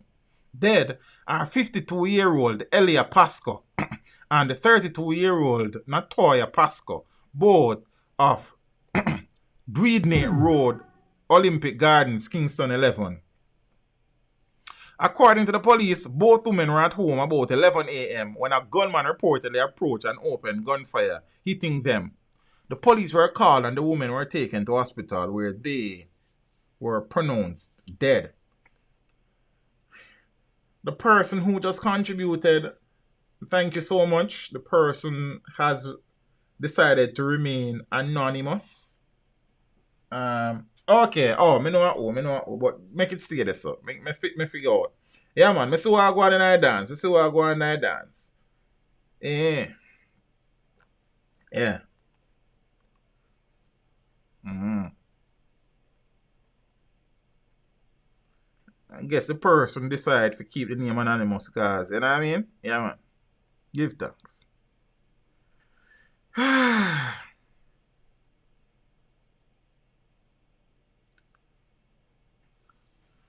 Murder, murder. Call the Undertaker.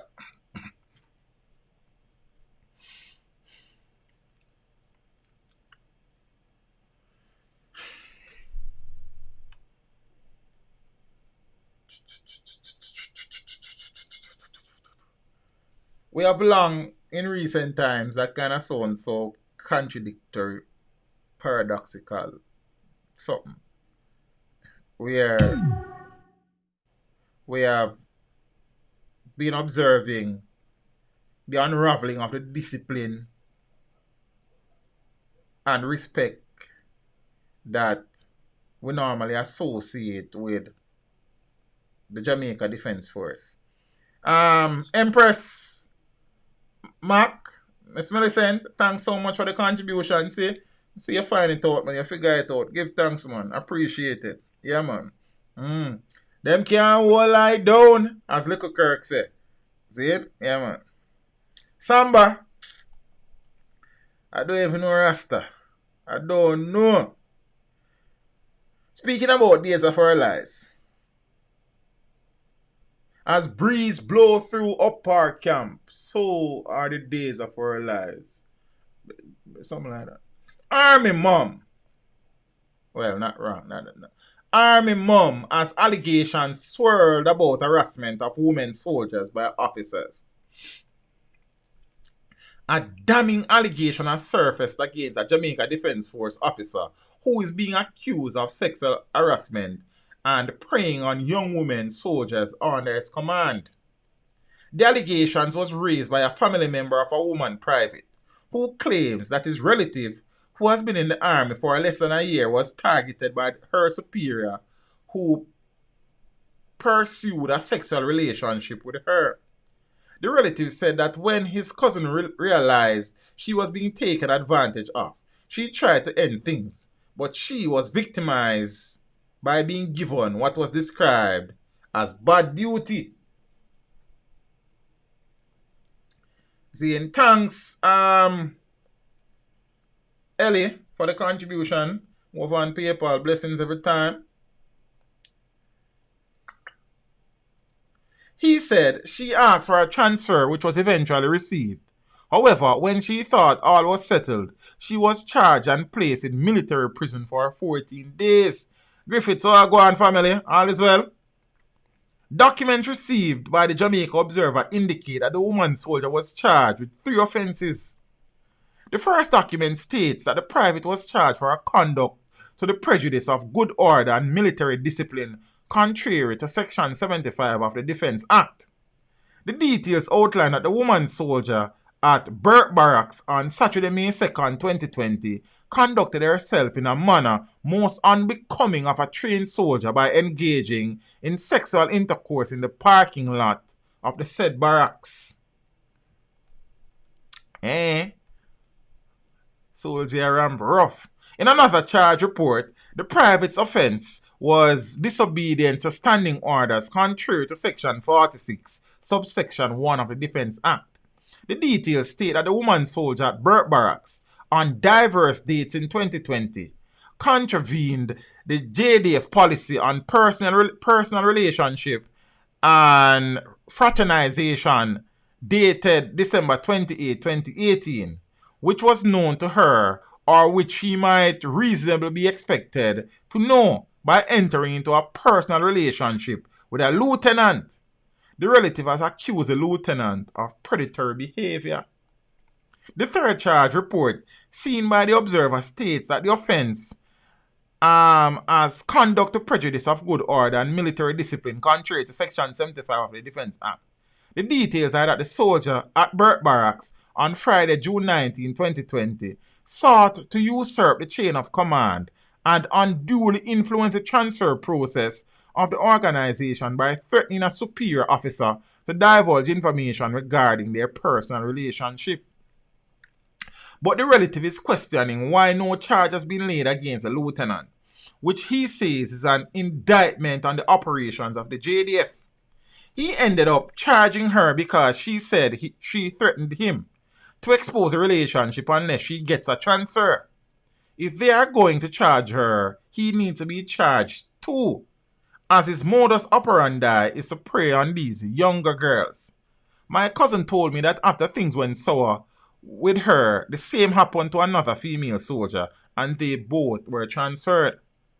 I spent 24 years in the military, so I know how these things run. They prey on young girls who are unsuspecting, and it is not just in the army, but also in the civilian world. You are preyed on, taken advantage of, and victimized when you don't give in. That is why she asked for the transfer. Transfer me because you are not going to keep doing this to me.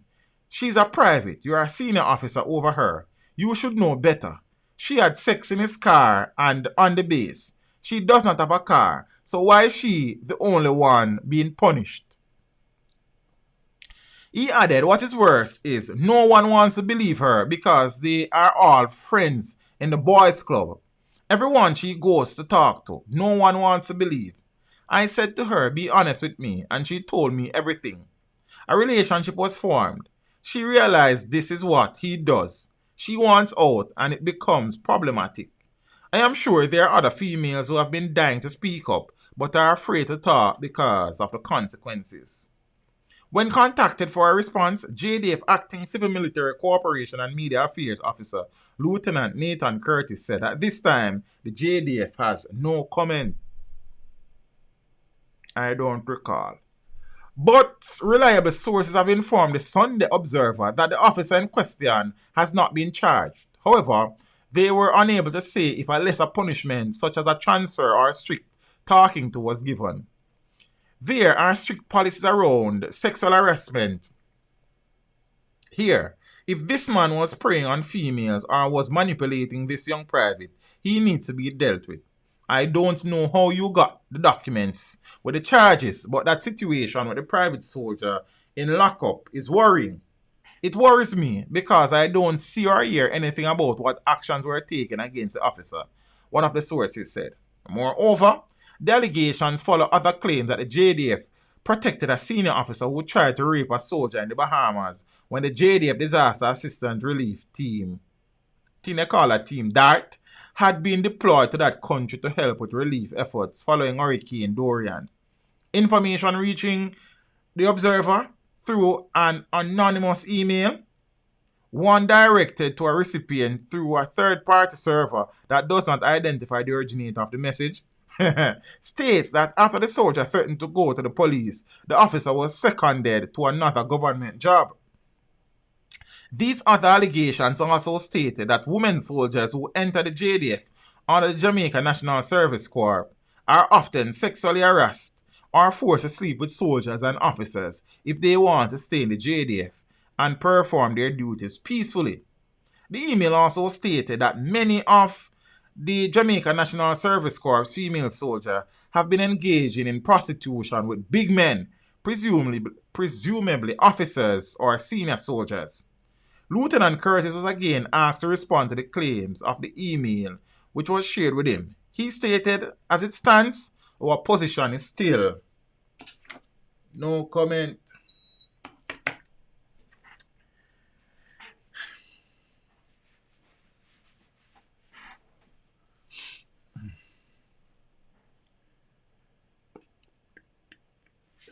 The JDF strikes again. The reality is that these things are not new developments within the auspices of the Jamaica Defence Force. You understand? However, apparently, the females who would have suffered chose not to speak about it out of fear of being victimized or punished. So we see now where there's one female who decides them to go talk Thanks again, Miss McDermott. Really and truly appreciate the contribution. If these allegations are true, then this lieutenant ought to be dealt with. It cannot be the female who is the victim here by all accounts based on the article. She is the one who is suffering, and a man who by all allegations has been doing this for a protracted period of time is left unpunished, and there is no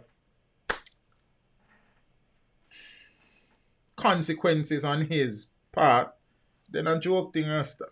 Yes, and as I said, the military is turning into, I don't even know.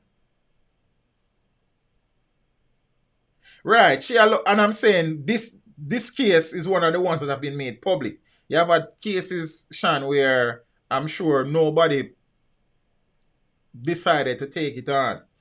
You understand? And thing. I don't even know what are the rules within the military as it relates to relationship, but apparently some of them are prohibited.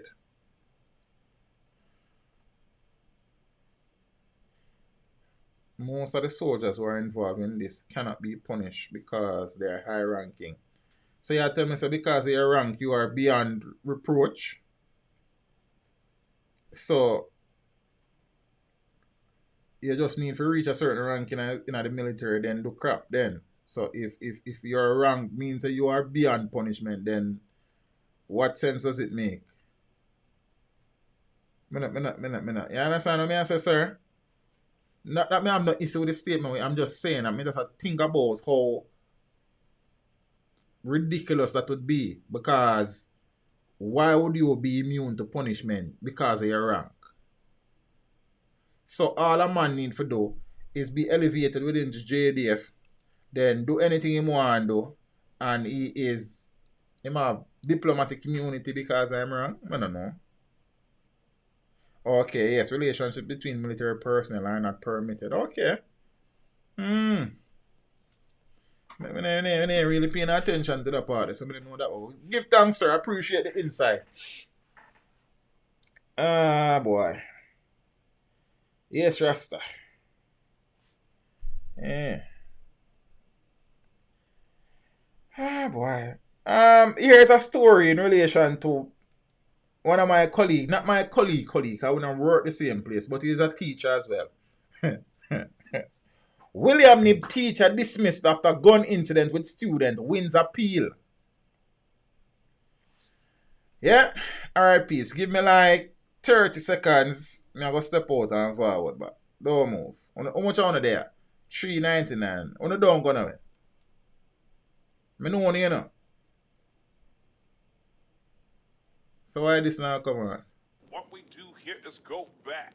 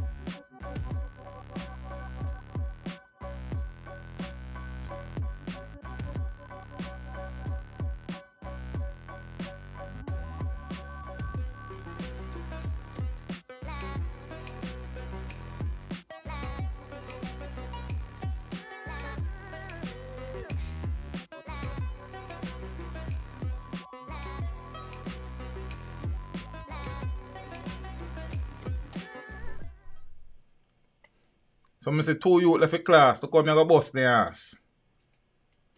You understand? This is about 10 hours now. Yeah, man. I bust on ass.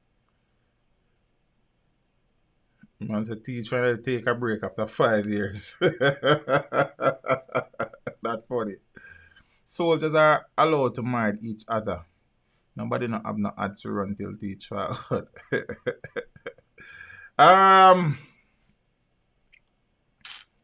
Accountability is important in all institutions. Yeah?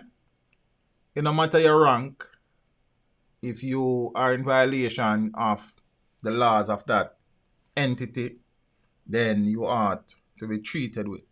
You understand? What this will serve to do is discourage young women from enlisting, discourage young women from trying to serve their country. Blessings, Andrew, Wagwan. And that is a no-go. That's a no-no. You understand? These men, if they know that they are preying on these young ladies, they need to stop. First thing, a million women are really love soldiers. They just want to see camouflage. And then brain get camouflage. You understand? So, soldiers, them not have no problem I get women on road. You understand? So, if the rules are the rules, brother, and then you know are not being punished, is just the little girls because of them rank and them. Tell her. God is good, you know. Even in a body. Because as I've said many times over, if I wasn't a teacher, I would be a soldier. That is the other thing that I saw myself doing. And I grew up admiring the Jamaica Defence Force. I grew up admiring what the Jamaica Defence Force stood for. The level of decency that they used to go about doing their jobs with. And the fact that there wasn't a lot of, you know, cas and negativity around the military. I respected that. I admired the institution. But over the last 5 or so years, the JDF has been cast into a light where not very pleasing to the eyes. You understand? And I suppose a part of the issue too is that you have now many little children going into the military, in all honesty. I mean, I don't know.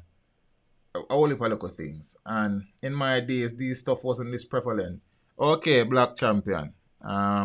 Understand the mentality of many people has changed over the years and evolved into crap.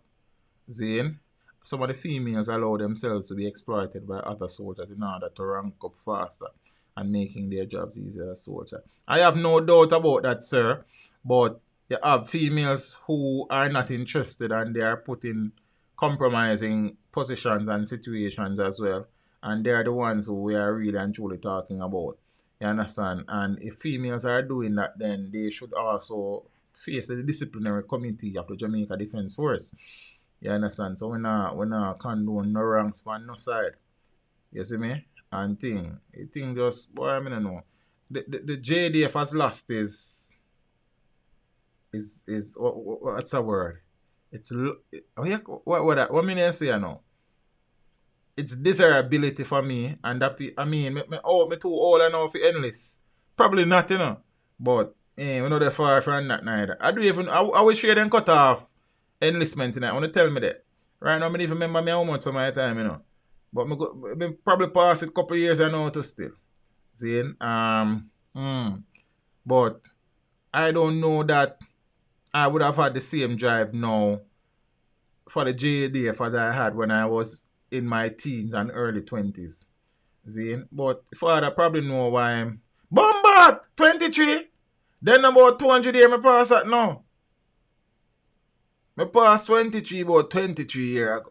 I lie still, but yes, Marlon, that's one of the things, you know. A lot of youngsters without the required level of maturity and thing, in the thing, you know. So I don't know. You see me? Then it's about 23 years now since me. The luster is the word, you know. I have a word in my head and it now come out in a luster. Yeah, man, that word there. See, you know, big up on the bright, you know, on the bright. Roseanne, big up yourself and Finar. It's lost is luster. Yeah, about 23 years since me a 23 years. That is not true still, but yeah, man, we older, you know, in life. So I would not. The JDF would not be my first choice anymore, considering all things that are going on. In just like when I was growing up, I had great ambition of entering political representation. But growing up and really and truly learning about the political process and the political landscape for yourself, it is very off-putting, and I have been turned off from the political process from a long, long time ago, because I learned quickly that in order to make progress politically in Jamaica, you have to be a conformist, and that I am not. See? I am not a deviant by nature, you know. I am somebody who operates within the limits of an institution that I am in. However, I now conform with crap. And the people that I work with me can tell you that if me not think say it make no sense, I will say in the most respectful way that madam or sir, I am of the view that that is the wrong choice, that is the wrong move, and I think it is whatever it is. You understand? We're not gonna be disrespectful, but we're not conformist, and because you're not conform, they're gonna backbench you. So in order for you to grow politically in Jamaica, Zane, you have to conform, you have to be a conformist. So you fall in line. Then me not go fall in line with the crap family. So we realize that from early, and then you have to go brush some man dog teeth and clean some man clocks. You understand? And Almiral some man tire, SUV tire and then sitting there and trim some man garden edges and them things there. Then me no depend on that neither. You see me I say? So more time you just know what is what and take with yourself. So them two things I kind of see it for myself and realize say, yo, So God no make no mistake, you know. Yeah man, God no make no mistake. I mean now clean a boy dog teeth out here, you know. You understand what I say? Then I own a man. So listen to that story now, peeps. Oh, me there chat so long, boys. Oh yeah, JDF there. That story, yeah, I take bad things that joke for that. Yo, watch out. William Nib teacher who was dismissed after gun incident with student wins appeal. Ah boy. The William Nib school teacher who was dismissed after pulling his licensed firearm during a confrontation with a student has won his appeal against the termination.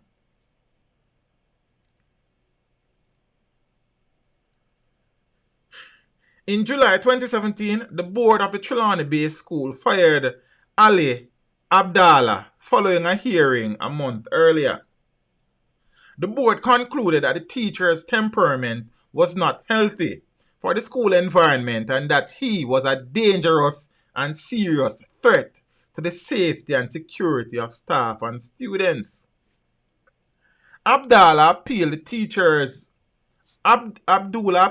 teacher's appeal tribunal, which heard the matter on August 24, 2020 and ruled in his favor on the 3rd of December. So a copy of the ruling was obtained by the media house, which is the Gleaner. It alleges that on the 24th of March 2017, the teacher got into an altercation with a student who disobeyed his instruction to end his loitering and go to class. Soon after, the student picked up stones, ran at the teacher, at which time Abdallah withdrew his weapon. The student then scaled the school's perimeter wall and fled. The man now run come up in the man now run up in the man take himself. The teacher reportedly tried to drive off campus, but found the gate locked, after which he took out a machete and headed towards the teacher's cottage. He reportedly swung the machete at security personnel who tried to stop him. So apparently it would suggest that teach I will pursue a juvenile. You understand? In its ruling, the tribunal chaired by retired Court of Appeal Judge Mahadev Dukaran accepted Abdallah's claim that the termination was excessive. It also ruled that there was a conflict of interest involving the vice principal, Lorna Jackson. Hold on, me lose all the article. How you got? Yeah. Jackson, who had initiated the disciplinary proceedings by writing to the board about the incident, and also participated in deliberations by a subcommittee of the board to determine whether the matter should be pursued. She should not have been in that meeting. The tribunal also accepted that the school safety and security policy the board used to assess the case was not in effect at the time of the incident. Evidence, the tribunal also said, was not provided to prove beyond a reasonable doubt that the teacher intended to harm the student or staff because the use of the machete is open to several interpretations, including for protection. The teacher was represented at the hearing by Dr. Mark Nicely of the Jamaica Teachers Association. No. Many teachers are licensed firearm holders, yes, but according to the rules, you are not allowed or permitted to have the weapon on your person while on the school compound. I can speak to specific instances. Yeah, man, we talk about Norwood already, Romy, where first thing, as a teacher, I not take no threat from Nug. If you threaten me, then we are going to have a problem. I may say that publicly, and who want vex about that vex. As a teacher, I not take threat from Nug. The moment you threaten me, we are going to have a problem. Yeah, man. I remember an incident where a youth scale offense too. Yeah, understand? I never join no gun off time still, but the guy make me know say, yo, when school over later, me can't left. And because me not live there, and me plan to go home, then me not depend on that. You understand? So, me circle him and him take what he say. Me the kind of one long story still, but for you threaten me, we not play that. You understand what I say? When in a school, understand yourself, because me not threaten you. So, them learn that for a long time. You understand? So, you're not going to threaten me and feel like say it just works. Then we not depend on that, because me not threaten a student. See? No. For teacher pull him gun, I wasn't there. I don't know the situation. The report said the youth pick up some stone and advance to the teacher. When I was in high school, I remember one youth lick one teacher, Mr. Mattis, in her head with stone, and Mr. Mattis almost died. See, miraculously him recover. You know, as a matter of fact, that said youth because I kind of have some local position in high school and I did have to help make a decision whether the youth will stay in high school or not. You know, we decided that the youth will get a chance. You see me, I say? Yeah, man. And thing. And he was very remorseful on them. Something. One stone him lick Mr. Mattis in the head side with. You understand? I remember that day very clearly.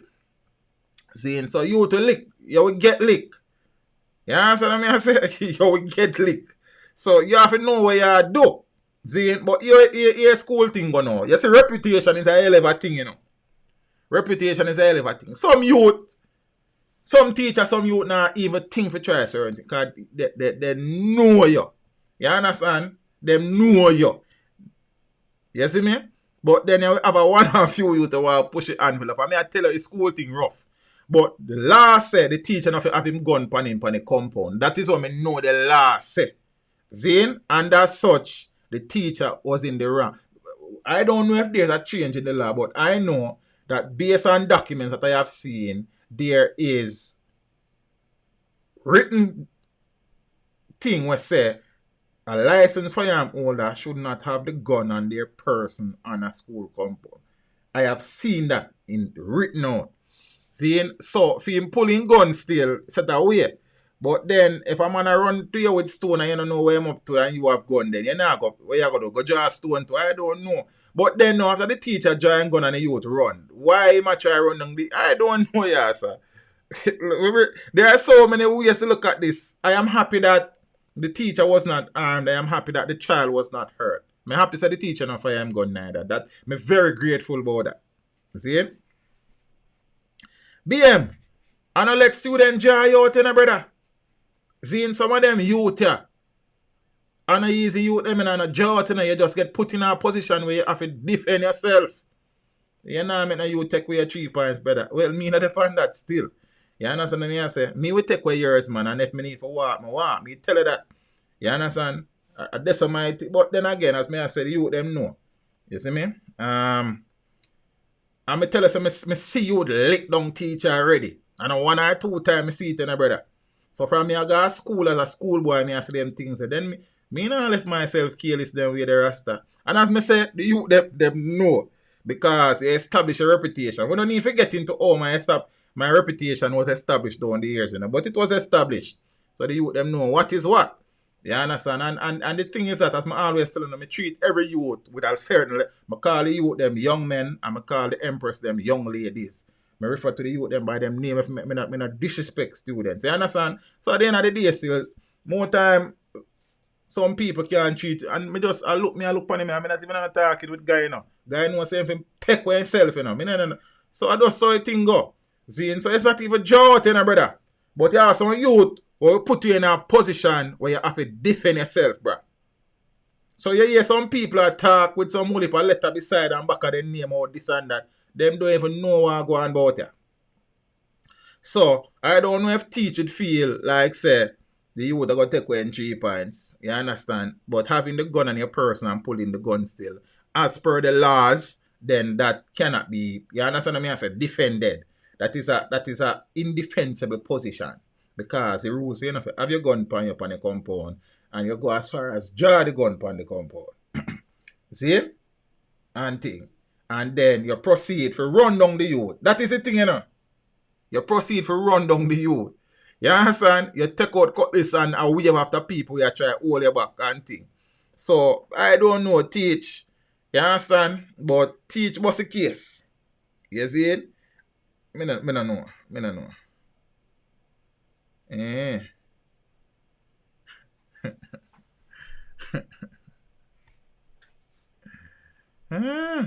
Teach sound like one of my teacher friend, a female. Nah, man, we not, as me I say, brother, we just, look, you know the youth, some of the youth, some know you know, and a mutual respect both. You still have a 1 and 2 youth who feel the need to challenge or flex their muscle, but my muscle them big, you know. So then, they could still have a bigger muscle, you understand? And thank God, I have not been in a situation down the years where me give up my 3 points. I me love my 3 points, you know. You understand? My 3 points important. You see? And me I go on hold and part my 3 points. And the thing is that when me have a page of youth know say him in the wrong. Because me not just get up on page of youth. You understand? I say a man go in class, it means in class time, go your class. Me not walk past your shirt out of your pants. Me not walk past your pants no corridor for class time. Because you don't teach about you. What you do out you, brother? You understand? Our sister, we know you know them or something there. See, when you walk past the youth them, from morning and morning, good afternoon, young ladies, good afternoon, gentlemen, and this or what thing. We know, because we are adults, we go on like, no, brother. I'm saying, me and the youth them rapping, me and the youth them reason, you know. You understand? Because we not only a teacher, but we have been a big brother, a mentor, a father. In my teaching career, there are more students who call me daddy than teachers. Down the years. That is just the reality of the thing. You understand what I say? And them something. What is 3 points? Everything good boy 3 points, Mr. Ross and Bruce, man. Don't worry about 3 points, man. The 3 points good, man. You understand? Yeah, man. So I saw our things. I would say most of our youth them call with daddy than teacher, than sir. That is the level of our thing reach pan the thing. But right, I know. Me have too much youths. I'm just kidding. You see, but I don't saw a thing. But youths them not easy, man. You understand? Youths them not easy. And I always tell the youths them, you know, me not in no school when a guy in this feel like a them running, you know. You understand what I say? And then you are going. When we have to go left, I'm not left, you know, because I have my bills and pay, you know, ministry employee. I will employ you, yes, sir. How you work for about you? You understand? So, you see, choose as ministry employee, me not left going away, you know. So, it's either you confirm, you understand, you go farm, or one I farm them, then you fix up yourself. See, remember, so when you walk through the school gate, I'm me responsible for you. You understand? Until you leave out of the school gate and I see you up on the road in a uniform, I'm me responsible for you. So just understand yourself. You understand? And everybody good after that. See, and them man, they'll come to me book them in next class. Me reach a class straight now, because them man, they run off a thing. You not got this, sir. Because them know, some of you, them, they are easy, you know. You understand? Then test them, man, and because them are going to feel the test, you know, so them have to just know. You say, yeah, man, when you walk through school gate, I'm responsible for you, man. And me and your father, your mother, your uncle, your brother, your everybody. No, sir? Until you're out of, when me see up on the road in a uniform, as long as you're in a school uniform, when me teach, I'm responsible for you. So, no, sir, until you go and go change, then your people, they're responsible for you. So, just know, sir, when you come to school, if you don't want me responsible for you, no, come here. Yeah, me tell you, them, you know, we don't fear no problem about you, you know. If you come here, come do what you have to do, we're good. See, if you plan to come here, come get problem, you know, have to just go on next school. If the other school, you know, your school. Just do on next school business. There's enough school about it, you know, G. You know, you have to, you know, that one, you know, that one is not even your type of school. Just find a better school. You understand? Then we don't have no problem. But if you come here and you're not going to do it, then we're going to have problems. So if you don't want to have problem, you go on next school or you do what you have to do. Then everything good. You have to just know you with them. You see me? Yeah, man. But me not in no school when a guy feel like so no teacher can't talk to them. Me not depend that. Zine cause me not disrespect a youth. And most of the teachers that me know, and if me know a teacher will violate a youth on a level, me gonna make you know say, yo, you deal with the youth wrong. What you mean? You see me depend? So we not go around and pretend. You see? Because you have teachers who treat with the youth them wrong many times. And we say, yo, you can't deal with the youth them so. So you have to understand that that's why youth them now respond to one up on a level. Because I want to treat the youth them. You understand? Not for the youth them just want somebody to care for them, you know. You understand? Somebody will show some interest in them, you know. You see me? So somebody when I give up on them, you know. You see? And then some teachers, them just feel like said, them they yes and the youth them they yes. So no. You understand? More time you have to meet the youth them at the beginning. You understand? But as me I say still, me don't tell the Ministry of Education long time, you know, so when they make a man like me and left teaching, they mean a problem about it, you know. Me can name about 10 teachers we me know we left teaching recently, where the system a bleed because of them man they depart, you know. Them man they are teacher, you know. I mean good teacher, you know, just academically, you know. But did it for the youth, they are interested, you know. But the ministry not interested in keeping good teachers. The ministry not depend them something, you know. You see me I say?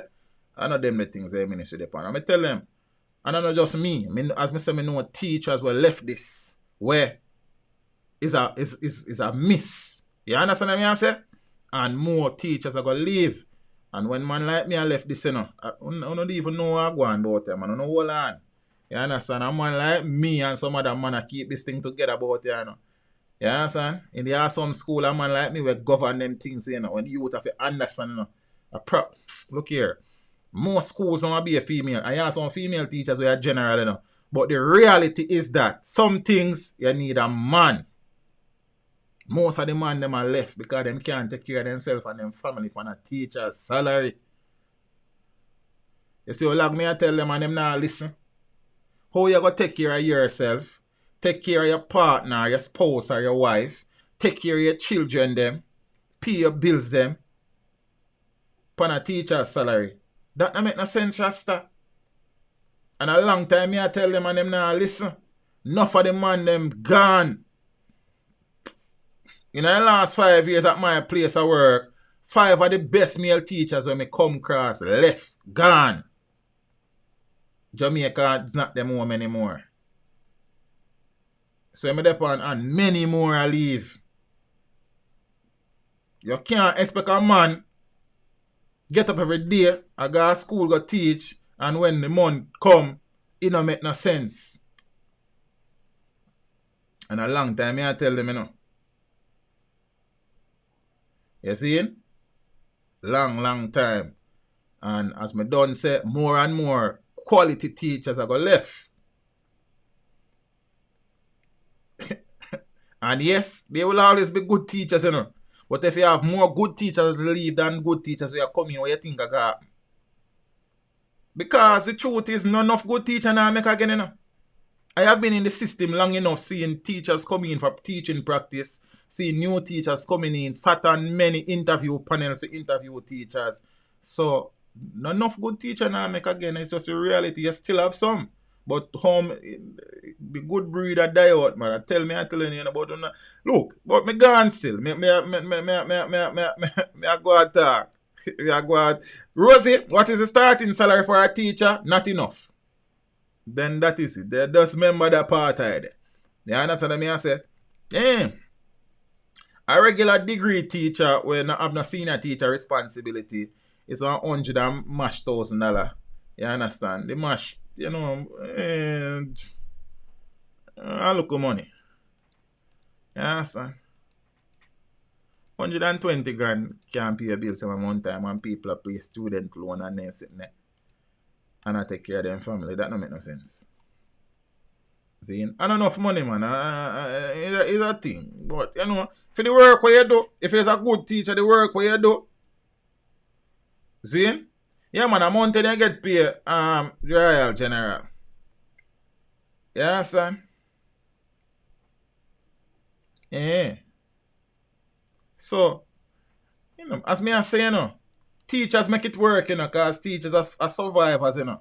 But then, when as I say, from the male perspective, I have to keep on saying that. Because the reality is that some females do better. Because the female earn her salary, she have a man, a husband, a boyfriend, a partner, where help supplement her income. The man them now, them have to take care of them woman and them or them wife or whosoever, plus them picnic, plus them probably still pay them student loan.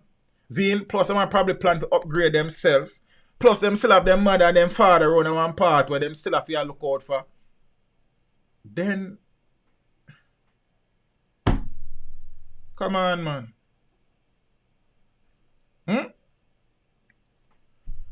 It don't make no sense about your Rasta.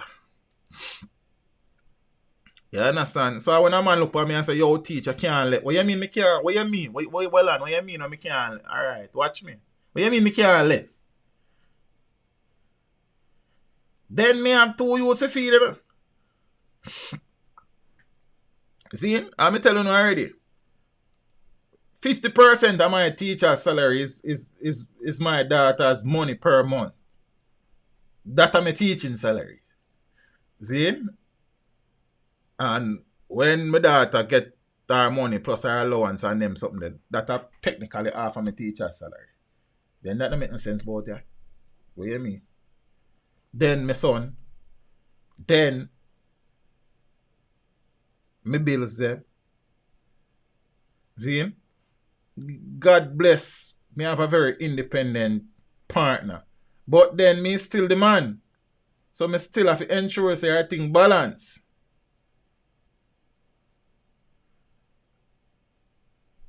Then how you go balance an unbalanceable ship?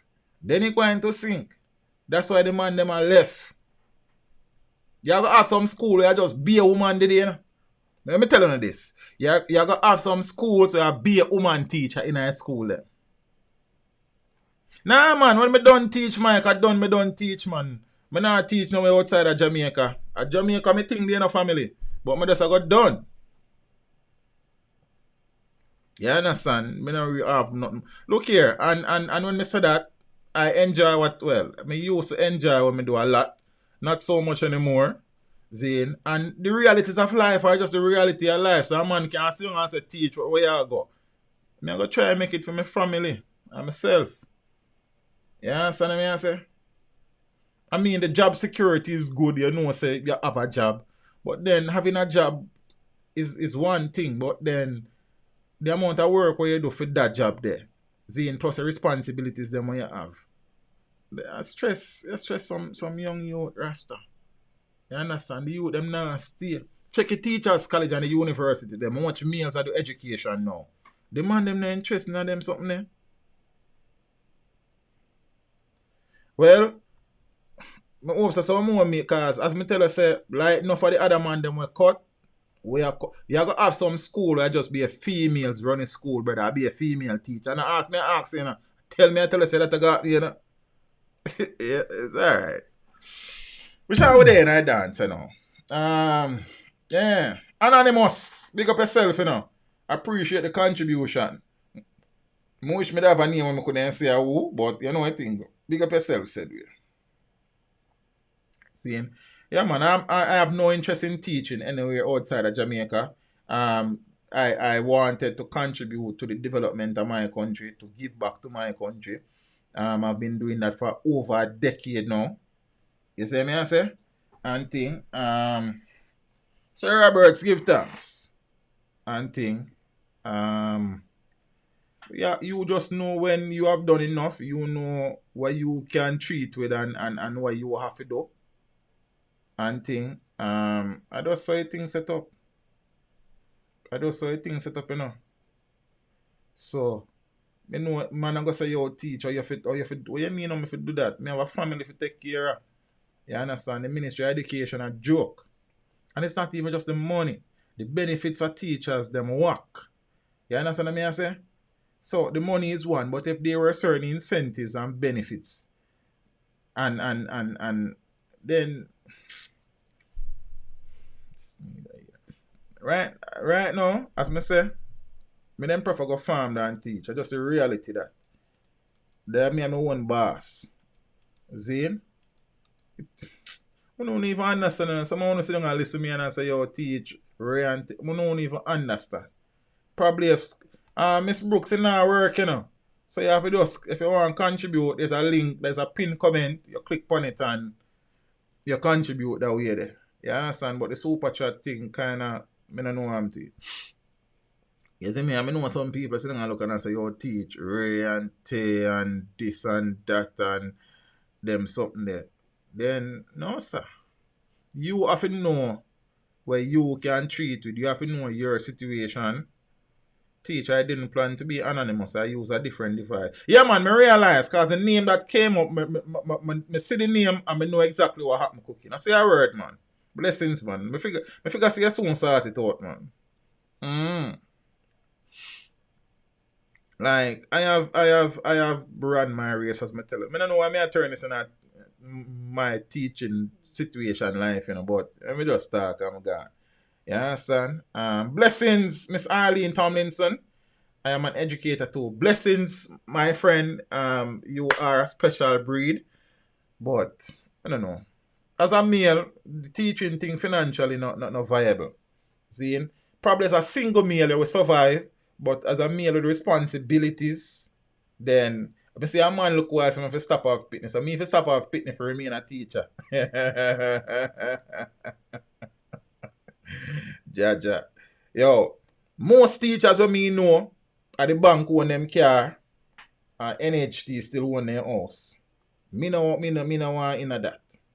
You understand what I say? Me no want in that. See? Me no want in that. Most teachers, after them retire, them don't pay for them house. Me not depend that. Zane? Thank God me did able to struggle through college without going student loan. We give thanks for that every day. Zane? And for all the people them who play a role in that, we give thanks. So me glad me not have that burden upon my head. But look here, man. Me not drive no car where I bank own it. You understand? Me not want to have to work all the days of my life to pay for my house. You don't even enjoy your house.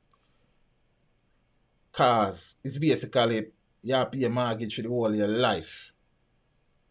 Me not depend on that, Asta. See me I say? So I prefer take the risk and try other avenues to make my thing work. Me I get all, you know. You see me? I see teachers retire in this, you know, and a poverty them retire in, you know. Me not depend on that something there. I know many teachers now, as I said earlier out in my teaching life, at 8th grade, them grade me used to live in, you know, in name Educom now. It's a credit union designed specifically for teachers, but them did merge with UWI Credit Union and them near Educom now. Them time them used to borrow loan for pay a loan. Then me not depend on them sitting there Rasta.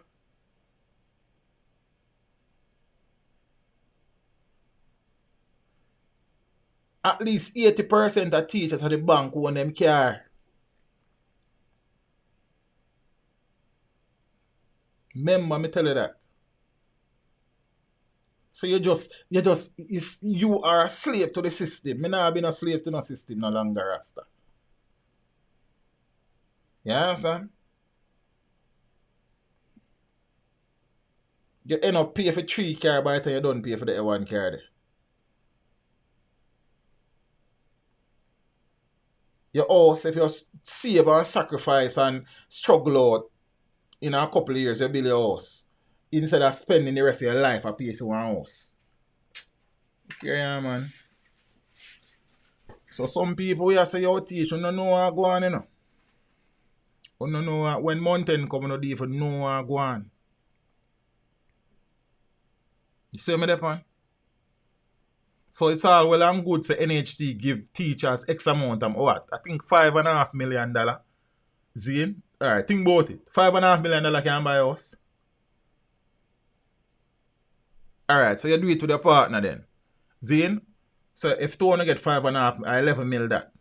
How much house $11 million can buy in a certain place of Jamaica? Some place, just a land alone at $11 million.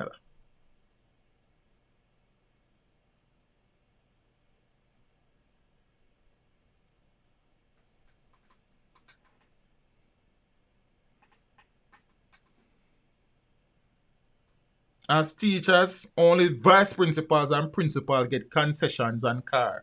The rest of teacher them for what? Walk?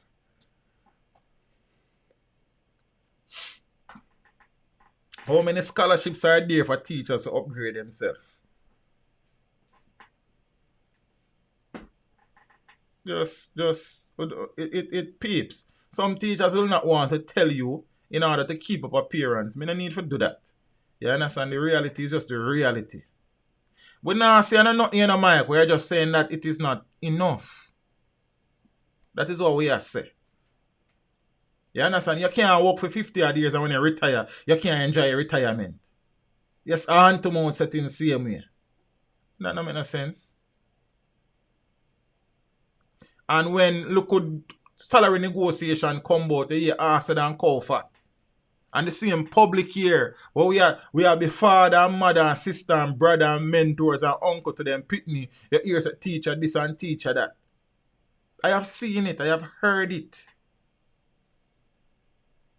The nurses them face the same problem.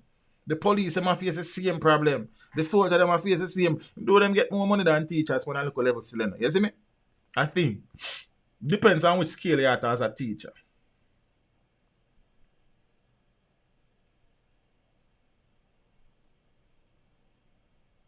So, at the end of the day, peeps, I think man, I suffer too long. Yeah, I suffer too long. Living at the struggle too long. Man, I suffer too long. Yeah, son. Yeah, man. We don't suffer still in a piece. But what does I say? I know teachers out there we are suffer. I am one of the blessed ones in all honesty. I give God thanks. And my blessing really come through my hard work too. You understand? And some teachers not willing for I'm telling you, you know. I try to keep dance. I do look selecting work. I buy taxi put on road and have to take them off because you know want to kill them man because you hear one things them. We buy car put on as rental vehicle, but you know insure them for rent. You know say things will happen man, you lose all your vehicles. Sometimes you rent a car them and then come back you feel like a handcart. You spend more money than you make and I whole heap of local things to try and make some money down the years, man. Some teachers not willing to do that. You see me? I say some teachers just get caught up in the cycle and them just go through the motions. Be not depend on that. I don't tell you, you know, so my responsibility in this life, you know, is to give my youth a better life than what me have, you know. What me did have, you know. And to be better than my parents, you know. You understand? The teaching now go work out around and stuff for that still. You see me? So I just so I think go. You can only do so much and know much more. Some teachers are willing to take them risks there. Like me when it come on to do my life, you know, and a financial, like I invest in the stock market. Some teachers that them afraid to do them something there. You understand? Because them say the money with them have so look a bit you can't even gamble with it. You see what the part? So I just my thing that you don't know, so we been one farm we kind of actively pursuing that, almost start doing that now. And them there's something that me depend family. You understand? I'm tired for work for people too. That's the next thing. I'm tired for work for people when I appreciate me. You see me? I want to employ some people. I want to provide some jobs both here. So that me again contributing to the country. You understand? Things I will always be a teacher and I will probably be involved in education somewhere. But to be a full-fledged classroom teacher, no way. Like, me run the race there already. And my public, like, who know me know that. And who if you know that. That's not a secret. It's just a very few people know me actually I got pull the trigger upon that. You understand? And thing. And as me say, at the end of the day, I am willing to take that step for the betterment of myself and my family. Me now go sit down in something where depressing to me every month. That no make no sense. And as me I say, in all honesty, it has been a while since that has been my situation. But me know where I come from. And right, me know what me want. Which is, you know what I mean? Yeah, man. Some more money. And you also say, you talk about development. It's over a decade now me I teach, brother. 12 years to be exact and counting. So me I say, I want be my own boss. I want employ some people. I want no work for nobody. You understand? So, I just my thing there. Paula take long for send. I know Paula. I'm not DPP or prosecute the case, Peter. Remember there was a Fiat, you know. So, but as me I say, peeps, the Ministry of Education is serious about education as one think. You understand? They would have seen the turnover rate. Farmers make good money. Some of the richest people in Jamaica are farmers, Miss Roseanne. You ever go South St. Elizabeth, go see some of my house them down there on some land where big like Jamaica. In Jamaica, some house where can't done. In terms of your walk around, a farming do them something there. You understand what I say? Yeah, man. Yeah. Yeah, so remember you know, yeah, some them folk up there where Jamaica boilers like have. Them you set them up and you have around 50,000 chicken and every 6 weeks then come take them out. You don't kill no chicken, you know, you just have to make sure so they get feed and then sitting there. You have man with all 5-10 of them there. One good 500,000 chicken a month time. Then him Basil, him think balance. Yeah, so man I import how much ton of yam and ton of orange and then sitting there a month time and then sitting there. You see me? Yeah, man. So we kinda, as myself, I am actively working on starting the farm. I mean, I still know some things. Oh, you have never been to Jamaica, Miss Brooks? Yeah, man. Some enough people make some enough money out of farming, man. And as I said, there are other business ideas I have when I want to deal with too. And right now, as I said, you know, it just don't work for me. See? It just don't work for me. Oh, ASC I beat nobody. So, many people will stay in it and struggle. Because some people genuinely love what they do. Some people genuinely want to make a difference through education in the country. I am still at heart that type of person. However, at the end of the day, if you don't make dollars, it don't make sense, Rasta. Zane and thing.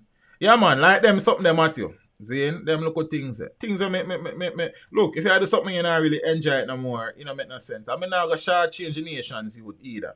I don't want nobody short change my children them. You understand? So if you aren't there no more, it's like a relationship. If you're not happy in a relationship, it don't make no sense to stay in the car. Somebody could just lose their life. You understand? So more time you just know what you know and you decide. I know many people, and as I go along, I know many people are going to try to talk me, but at time them out, yes. It don't make no sense. Faith them out, yes. You know. That decision has been made. You understand? It's just to formalize it when I decide to formalize it. And them something. Me no. That's not a secret. The people them around me who know. You understand? And it's just what it is. I am willing to take that chance, Zane, and if taking that chance it fails, then so be it. You understand? We'll try again. You see me? So at the end of the day, it is what it is for me. You understand? I mean, as I say, I know say Like right now, my principal good as I watch. I don't know, she watch from time to time. Zine, right now, some of the people that are me responsible for our work good as I watch. Zine, as I say, I am head of the humanities department. And the thing is just what it is. Some people are said, but you're a senior teacher. Then senior teacher don't mean nothing to me. You understand? That don't mean much to me, you know. You understand? Yeah, a couple more $1,000 for your salary. 1,000,000 times more work. You understand? We just do that because we're asked to do a job and we just try to do the job until. You understand? So that mean much to me either. You see me? So make somebody else get some more money on them salary amount time. Make a next youth get an opportunity as a teacher. You understand? So even so, we still help with the renewal of the thing. You understand? One thing I can tell you, I will not retire as a teacher. I can't tell you that. You understand? So I not teach until I retire. I retire and I teach. I see too much people retire and teaching and suffer after that. That make no sense to me. I tell them that straight up. You understand? And they not get no better around here because as teachers start ball for look money. Yes, so with this and with that and with greedy. Yo, I told them they even know what go on about here, Rasta. Yo, what go on? Right now, me even in for done the stream. I only about things we talk about, you know. But we could talk some more things and call it a day. And here one part of the problem too. Them go say them not have the money for raise teachers pay, but yet still every year millions of dollars are robbed by politicians in this country and other public sector officials. Millions. $40 billion. Miss Nadine, I'm sure you can appreciate that I would not say that publicly though, Empress. You understand? That is not something that I would state publicly. I mean, some people know where, but but that's not something I then just get up and say. You understand? For reasons that you can appreciate. No, auntie. So you know, we don't listen part of the problem and it's not just for teachers, it's for public sector workers in some instances. Yeah.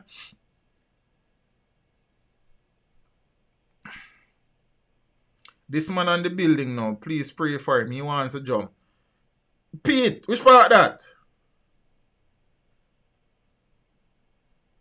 Wanna go on, Pete? Them are wicked at teach. Can't like that. Miss one article will say misappropriation of funds and some other sort of things have resulted in $40 billion loss of taxpayers' money recently. I think the farming will be a lot more lucrative for you than I don't think, brother. I know that. You understand? But as I say, stages and phases. I appreciate what I have done as a teacher. I have grown so much. I have you know, a lot of fear view. Jaja. Hey, I want people not jump. Brother, relax. Things not so serious. You see me? Yeah, man. Somebody talk to him there. You know when I talk to him, he want to make me call him. Talk him out that. Nah, man. Tell him man for not bother with the foolishness. Now tell him that still. Talk to him differently. You know, negotiating thing. But hope him not jump still. Alright, Pete. Just go and talk to him. Yeah, man. Oh, I'm a friend Jay Casting to go teach me how to make some money. Because them man they rich. Yeah, son. Them man them money. A different money them there. Yeah, son. So different people there funny. Police is begging him to come down and he's refusing. I hope him good sense prevails still. Because right now, him not really solve no problem. Might cause some problem for the people that him left behind. You understand? Private figure, big up yourself, you know. Private figure, male or female. Let me know, no. Because more time, I like refer to the people them based on their gender, you know. And next thing, here's a male and I refer to as a female. And then I go feel like I suck out back juice after. I don't like that feeling. So just let me know from early. I just attention, okay. Nah, man, tell him man for this easy, man. Tell him man say life not so serious. Him man for this. Go we talk about it. Yeah, sir. No, Miss Anderson. No. A Jamaica me thing there, no. I just want to contribute to the country in other ways now, other than through teaching. Think I've done that as best as I can. And we just need for just keep the thing moving, you know. I know some people very concerned and them fearful. But I am okay. Mentally, I am in a good place. You understand? And them something there. So, yeah. I could talk about some of the problem them when I go on about the place. Yeah. Ghost payments. Government urge to take steps to recover millions paid to dead pensioners. Wanna watch it? Hold on. The Accountant General's Department has come under the microscope of the country's chief guardian of public expenditure for paying out millions to pensioners up to 7 months after they have died. Now, you see the reality? Zane? The reality is that yes, Jay, I have been probably limiting my vision and dreams to my circumstance and situation for too long. Yeah, man, think big or go home, you understand? So, right now, big thinking, you see me? Enough time them payments, them know so the people them dead, but them are go and pay out some money and where the money they are got to. Watch you now. Listen. The Auditor General Pamela Monroe Ellis, big up herself, Miss Ellis, such a nice lady, stated in her annual report tabled in Parliament that her department found instances in which the Accountant General's Department paid a total of 1.8 million to 25 pensioners 7 months after the expiration of their life certificates and acknowledgement of their deaths. So them know so them dead, them get the death certificates and still a pay money. Man on top of School Shot Fairview. Wanna find out what him name. Police them probably know him name. Zane. I hope him not jump. You understand? The lost expenditure stemming from this deficiency could be more, considering that we conducted our assessment on a sample basis. Yeah. The policy of the AGD stipulates that pensioners should submit life certificates on a quarterly basis to verify that they are alive before the disbursement of payment. But the untimely verification of pensioners appears to be a recurring decimal for the AGD. Well, ACGD. Monroe Ellis reported that this issue had been highlighted in previous audits. So why them still paying after people dead? Nikki, do the maths and add it up now. I am the only male teacher at my school, boss. They look at me for everything. I am empowering feeling, yes, but it wrong. Brother, feeling empowered is one, but feeling mashed down is the next, bruh. Even though I'm not the only male teacher at my place of work, and there are still very good male teachers there, based on your personality and your ability to do things, you are looked on for various things, and it becomes rough, bruh. You understand? It is really and truly rough. See, but go and fly the flag in a Father Campbell. You understand? We need the males them in the education system who can tug it out, you know. You understand? But my tuggery day is done. You see me? So go and fight it. But if you can find something now for supplement your income, you understand, the next business on the side, that would be very helpful. You understand? Cause you know, like how me know, say thing rough. So these weaknesses were uncovered before in previous audits, but they still persist. Why they still persist? Do the maths. Watch out now. She said that this has demonstrated that the Accountant General Department had failed to reduce its risk exposure to the acceptable level of making payment to deceased pensioners for no more than 3 months, considering that life certificates are valid for 3 months. Although there are cases where pensioners' life certificates had expired or death acknowledged, the Accounting General Department was slow to discontinuing pension payments, resulting in the loss of public funds. My money and your money, you know. In another startling revelation, the Auditor General found that the Accountant General Department made pension payments of more than $609 million to pensioners living overseas between 2012 and 2018 without verifying that the pensioners were alive. $609 million. Eh? We found 7 instances in which pensioners did not submit any life certificate for periods of up to 17 years, but them still get payment. The Jamaican Mission made payments to pensioners living overseas, and the Accountant General Department reimbursed these payments monthly. However, the Auditor General found that the Accountant General routinely reimbursed the missions without any verification to confirm the legitimacy of the payments. Just pay them some money, man. Everything good, man. Money for run, man. Now, according to Monroe Ellis, the matter was further exacerbated by the absence of formal procedural policies between the Accounting General Department and the missions to ensure the necessary verification that pensioners are alive.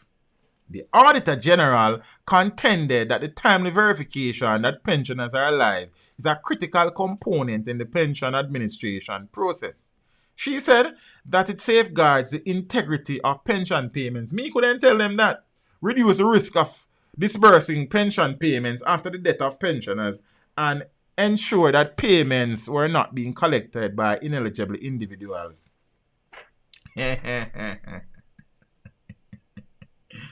Why?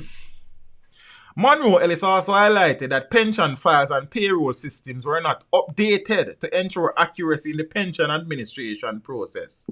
She said in some instances, it took up to 33 months to remove pensioners from the payroll. The failure to update the files and payroll system may result in irregularities and loss of public funds. This risk manifested when the Accountant General paid 23 dependents a total of $4.1 million because it failed to identify dependents over 18 years, or were extensions granted by the Ministry of Finance and Public Service had expired for those in school. To date, the overpaid amounts have not been recovered. Monroe Ellis recommended that the Accountant General should act with urgency to review the pension system and implement short and targeted internal controls to ensure the protection and integrity of the system.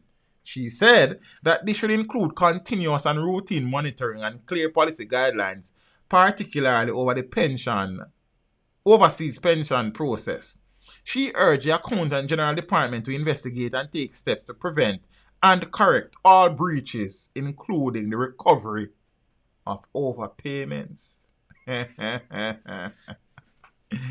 Why? National Insurance Fund flagged for unauthorized 187 million transfer. You know what you are going? An internal audit report of the Ministry of Labour and Social Security has revealed that $187 million was transferred from the National Insurance Fund to one of the fund's entities without the prior approval of the NIF board or the permanent secretary. Now let me break that down. $187 million was transferred from the National Insurance Fund to one of its entities without prior approval of the board or the permanent secretary. One payment, one time, $187 million. So you see why teachers and nurses can't get no more money in our country? Hold on. Them things are still going about here. Now, the sum was transferred to the Resort Management Company Limited between February 12 and June 29, 2017. Well, probably another one time. Pamela Monroe Ellis said that significant weaknesses were highlighted in the management and execution of the renovation, refurbishing, and subsequent operations of the Melia Braco Village Resort owned by the NIF. And you know the NIF is funded by the National Insurance contributions, which me and you pay. In response to the findings, the ministry said that since the internal audit report, it has implemented new procedures to prevent a recurrence. This includes a requirement for the advisory board and or the permanent secretary to approve all transfers from the fund to the resorts. Now, the question is, how many transfers were made before that one? See? How many?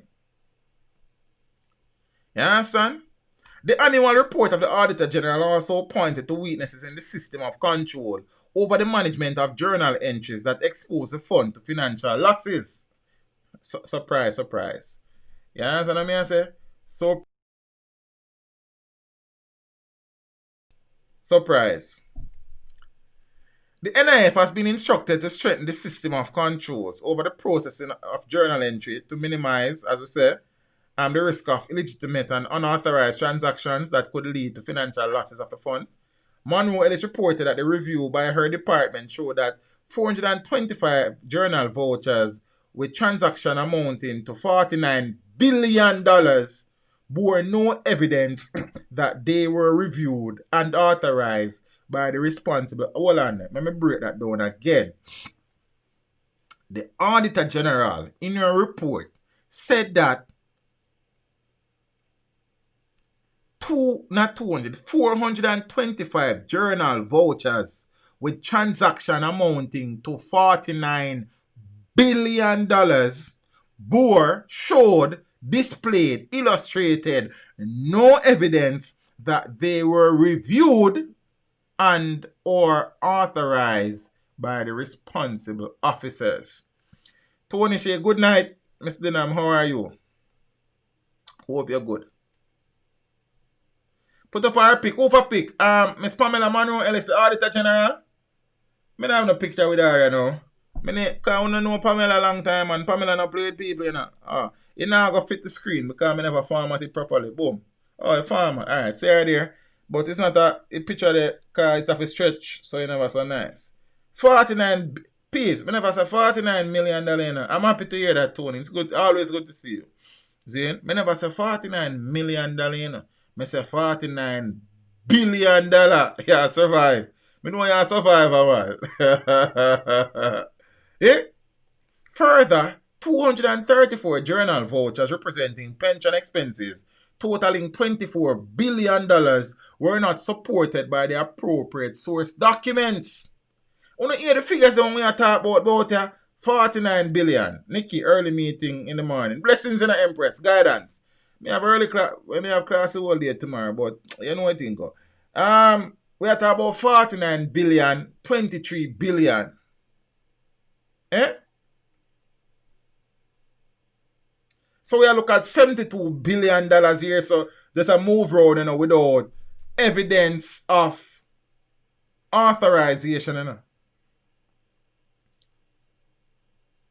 But we say we need a Pamela Monroe Ellis interview.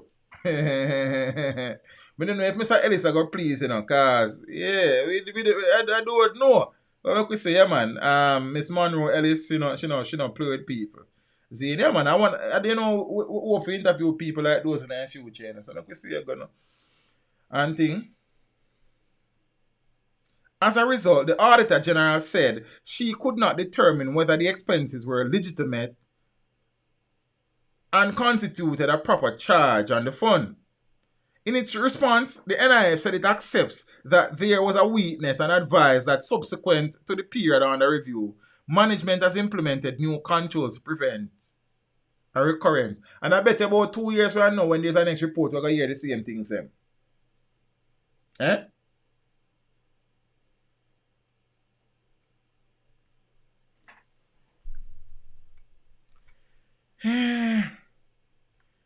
Yeah. Life in Jamaica. You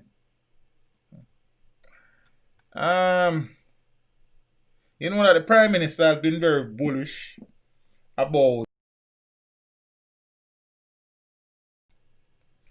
the Puerto Bueno situation. You know that the stakeholders took the government and Bengal developments to court. Now, I'm going to read the article later the first time I'm going to read it, you know. You see what I'm saying?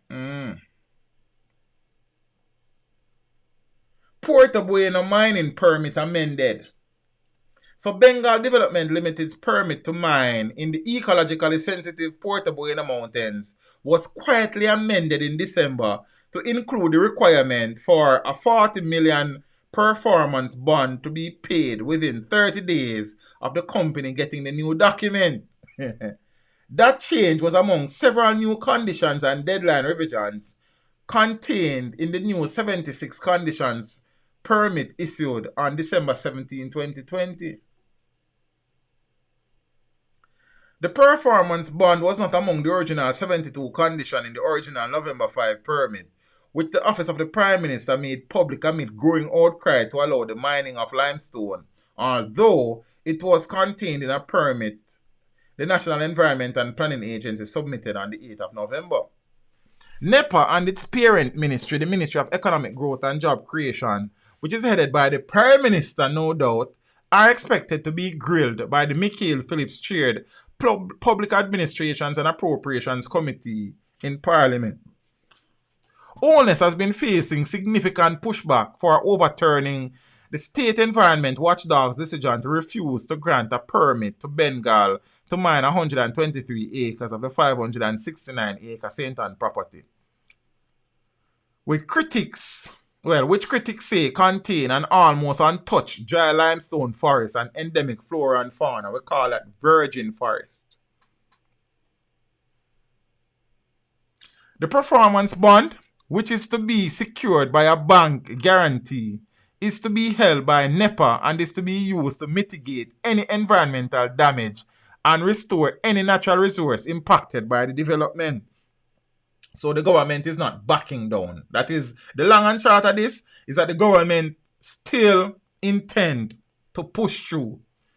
I guess pending the outcome of the court proceedings. So them still move them pieces around on the chessboard. So just in case, them ready. Aye, sir. Alright, so which one we there now? So, Onus made reference to the bond in a November 12 speech in St. Ann, in which he said, if Bengal violated any of the conditions, I am the first to shut it down. The bond was always a requirement, the OPM said last evening in email responses to the Gleaner. Its omission from the November press release was an error. How convenient. How very convenient. It was part of the document sent to the to Bengal.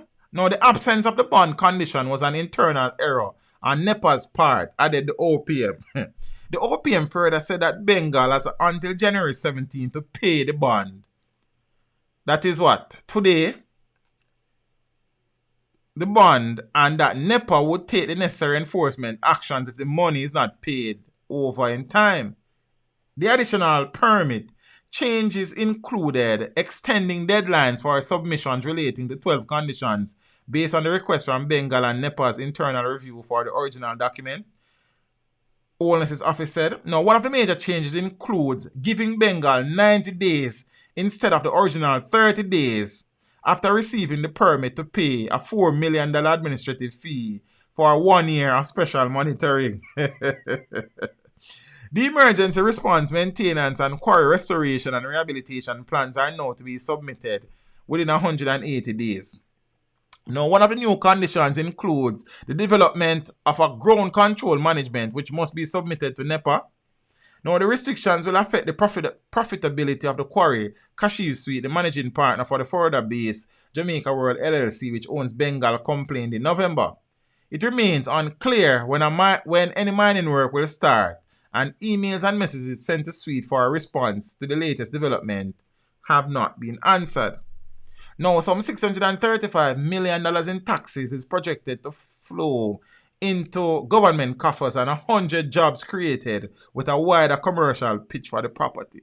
Now, NEPA is the administrative arm of the National Resources Conservation Authority and the Town and Country Planning Authority, the two entities which had initially ruled against Bengal on the 8th of May 2020. So the documents submitted to Parliament are also giving some more details on the two options NEPA gave the NRCA to recommend refusal of the permit or to grant it, but with under 10 specific conditions. This is getting long and unnecessarily. The long and short of the story, the government still intends to have mining go ahead. Remember that the matter is in front of the courts. I don't even remember which day the matter is supposed to come up in a court, but it's in front of the court. So I can watch and see, but them put themselves in a position to start if. Alright, so I'm going to wrap up with this now. This man on screen is a pastor. I mean, I share that story because I just feel for share. I not share because I have no desire for it. I just a share. I not even read the article. I just see the headline and I script it. Pastor claims God healed him from HIV.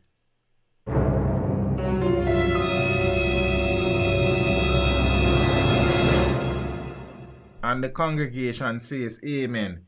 Then teach them, was there an application for an injunction? Yes. So I said the matter, so they applied for the injunction. The court hearing is supposed to be sometime this year. I don't remember. I spoke about that in a previous stream. I would have to check back again. I mean, I remember. But the matter is in front of the court.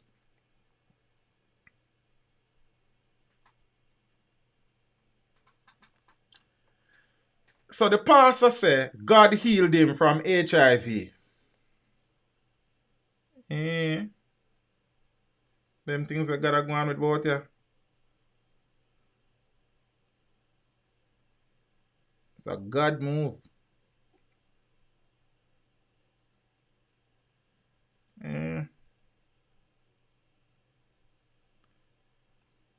Devon, I want to tell me what Devon's surname, because Devon, who now also goes by the name Apostle, the major one, Prophet Success.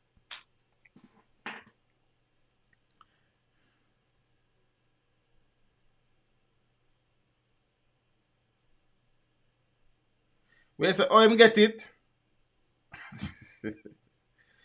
Yeah, the man call himself Apostle, the major one, Prophet Success. He man named Devon Williams Jester. Then, me don't know, you know. Something about the name there. Me don't know. But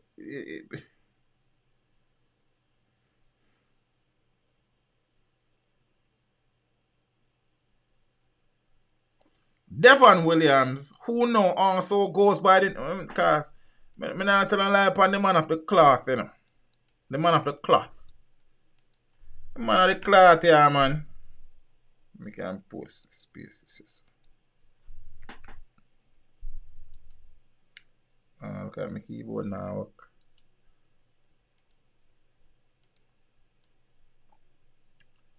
Keyboard I give problem sometime, you know. Then this is a problem. But let's show you something.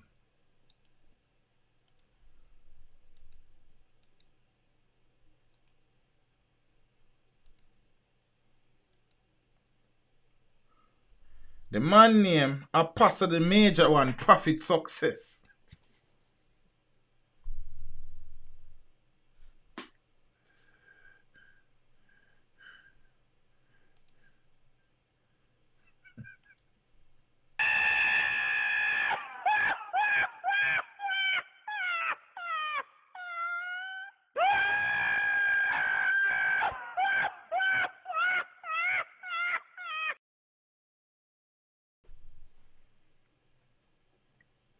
Then I could have wife him name long so.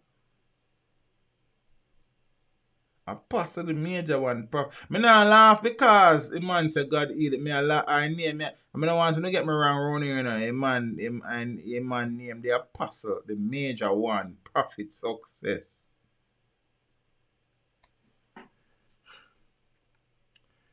Devon Williams, who also goes by the name Apostle the major one, Prophet Success, said his life before Christ seemed to have taken all the wrong turns, and light at the end of the tunnel seemed very dark.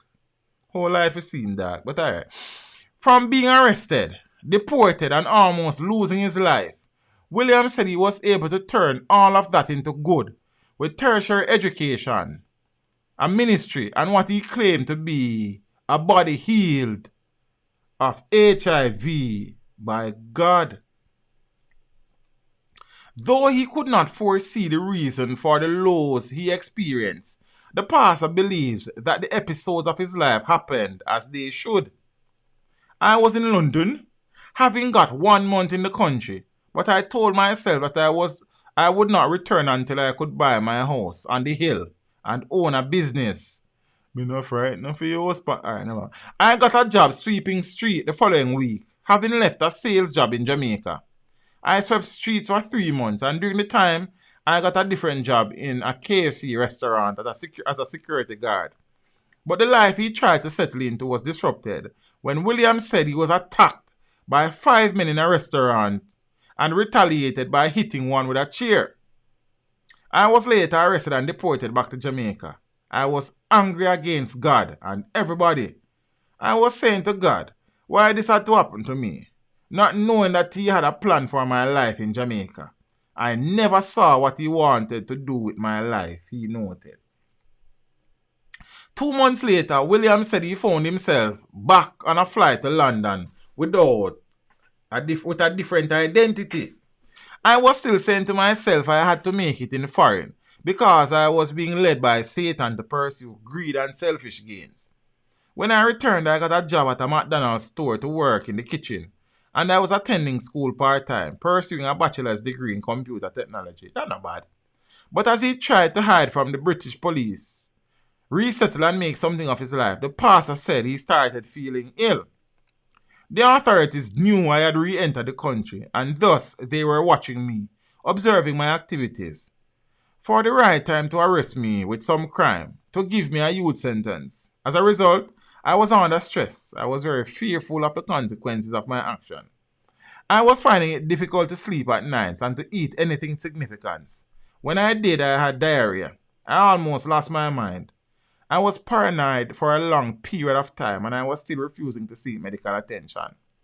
All this time, Williams had contracted HIV without knowing and said that he was on the brink of dying. It was not until I was almost dead I finally went to the hospital. And when I did, I remember the doctors surrounded me in a team, running all kinds of tests on me for the better part of that day. At the end of the day, it was revealed to me that I was HIV positive. He continued, in that moment, my life stopped.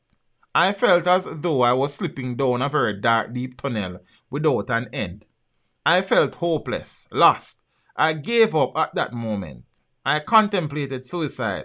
Speaking about that, Pete, the man from the hotel come off yet? The way I'm up to? Him need to be down to earth. What go on with that situation they don't have Fairview? When you still have a Fairview? I don't know. The devil was telling me that I could not make it, so I should just end it all, he said. But amidst the chaos, William said he heard a still small voice that represented the Holy Spirit, and a peace came over him. I prayed and I gave my life to God subsequently, he said. Williams, who said he subsequently returned to Jamaica and became part of the HIV clinic at the hospital, said living with the virus was only made possible through his commitment to God. Indeed, my faith increased steadily over the course of time that I was infected with HIV because I fasted regularly, spent significant amounts of time reading the Bible and praying and subsequently preaching the gospel after being spoken to by God to pursue a bachelor's degree in technology with a minor in leadership and ministry at the Jamaica Theological Seminary, after which I found the SIPDIM ministry. SIPDIM. But according to the pastor of the Success Supernatural Prophetic Deliverance International,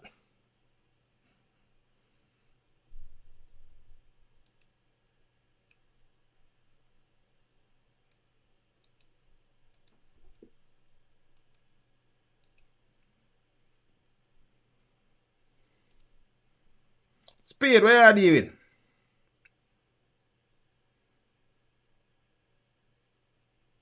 Oh, teach me see a video but him never done it. I hope him forward on the flat there.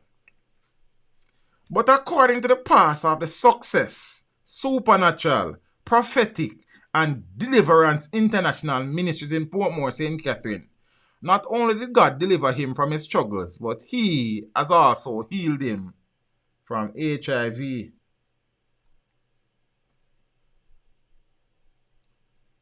It was on the 24th day of November 2020 On the second day of me embarking on an 8-day fasting without food, during my time of consultation with Jesus, he revealed to me that I am now healed and I should stop taking the medication, and I immediately stopped.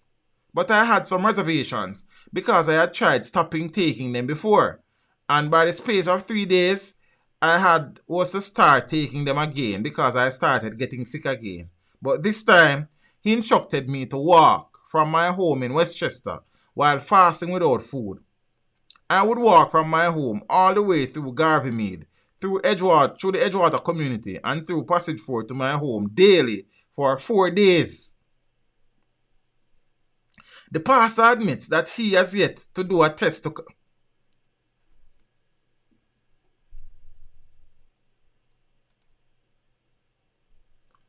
The pastor admits that he has yet to do a test to confirm what he believes is his negative status, but has total belief that God has healed him, and his strength and stamina are proof enough.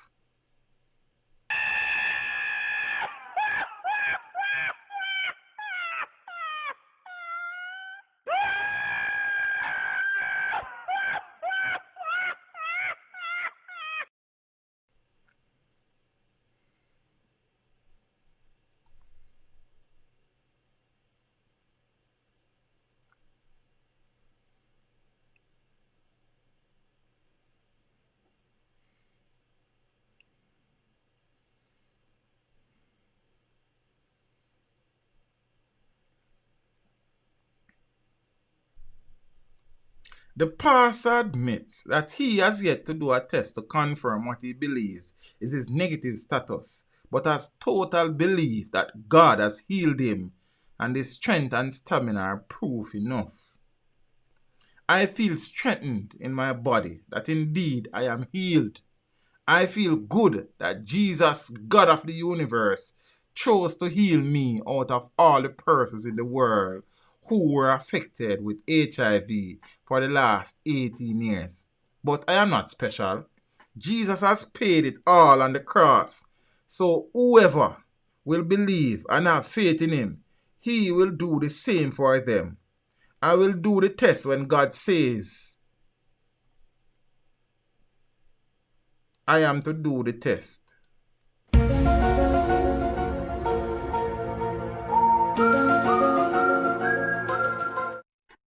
You can't stay there, talk and laugh. I got the man a wait pan. I don't know what I'm going about here. I got the man a tell you to do the test. I the man a wait pan for God to tell you. I will do the test when God says I am to do the test. Williams wish that all who are in need of healing will go to God in prayer for deliverance.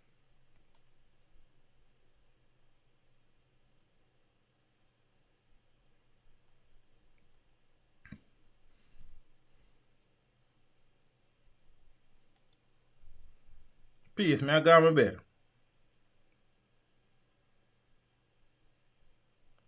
Ladies, if you don't know the pastor, be careful out there.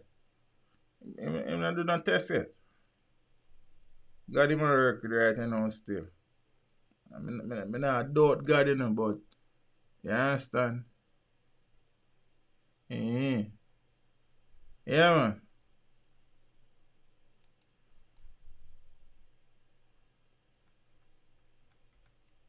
I God alone me have in my heart. God alone. Me and nothing here gonna go work.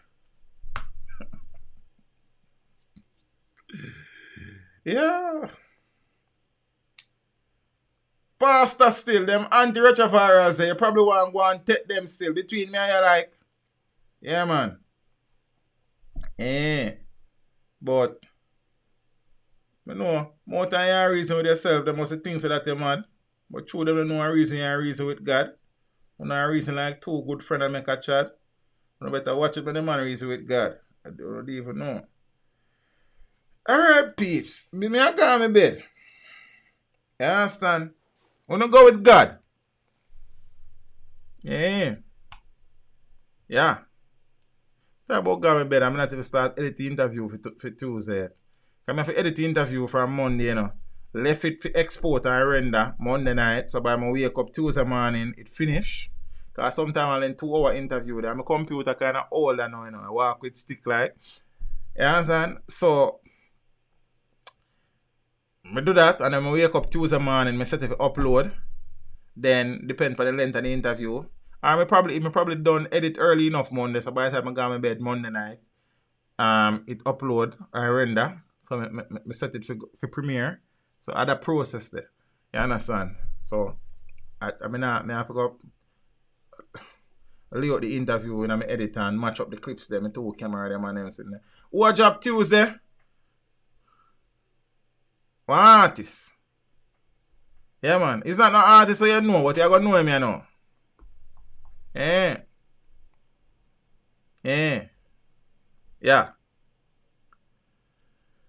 Them a talk about something like the one Cocotti, and me. I'm going to find out the artist's name. Yeah, man. God alone. That's what you say. Imagine I am at. Peace. Big up on yourself. Give thanks. Kerry, you were here all night? Or you just came in off your flight? Yeah. I wonder if I Kerry pastor this. That's why I should have opened there. Kerry, you know him? At that church you go? Am I a pastor?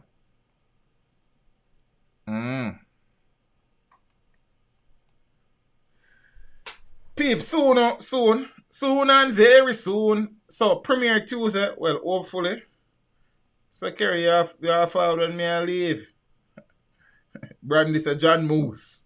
My name John Mouse. Yeah. Up RAM to terabytes memory. Pentium 7. Nah, man, it's an older MacBook me have, but me can't upgrade until Apple release them new system. The MacBook Pro, what them have now, or the Mac Mini, now go really suit my needs. So I wait for them to do the 16-inch update and things. So that me wait for. So I go and hold out. Sometime this year supposed to forward. You understand? Kind of hold me back some look away, but me I go and hold. I fight the fight. Teacher, me didn't remind me. I'm a busy lady, you know. Then me not nothing to do with Kerry. So me go walk and knock everybody do and say me on stream now. Kerry, wake up, me on stream now. Cause me a glato. You understand? Me not nothing to do. Me never remember if I send the link. Me in the group. They posted it in the group. You're in the group, Kerry. Stop bother me. You understand? Yeah, man. So me soon premiere, and as I say with John Mouse, I know many people not familiar with the artist, many people not familiar with the name. But that is why we do these things, to bring people who you're not really so sure about. Teach them you should not mind. So people you don't really know about and things. So you go see some big name interviews, you go see some artists where you're not familiar with them. Like the other day, Rosie said she never familiar with Bonnie General, and some people say they're not familiar with Bonnie General. And you know a thing go. Yeah, man. So that's how we are going to the thing, man. So January we kind of start off on a little level and we ramp it up throughout the as we go along. You understand me? I say, yeah, man, Malik, you know, say at 12 o'clock. You know, see me there from 8 o'clock, brother. Because I know 8:30 I say, I mean, I see for 3 hours, you know. Yeah? And them something there. So premiere Tuesday, hopefully. Stream Friday again and Sunday. TD clips, I'm supposed to cut up the stream from Friday night and tonight. So I probably now get to cut them there until tomorrow. So for the people them who come late and want get the things in bite size. And as Mr. Peeps, you can go subscribe over TD clips if you so desire. You understand? That channel, I'm just go and put some work over there, make it take care of itself over time. You see? And thing. So you know what thing go. You understand? So there, peeps.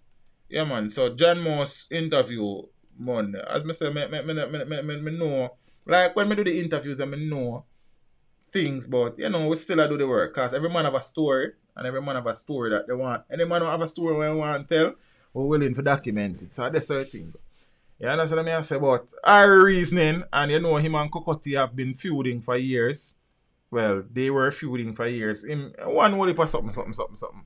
You understand what I say? And thing, more talented than people think too. So look out for that. Look out for that. Peeps, big up on yourself. I'm going to try to get myself together for work in the morning. Government works, call. And thing, and as I'm saying, on Monday and Tuesdays are my fullest days. Plus, we have an interview tomorrow evening.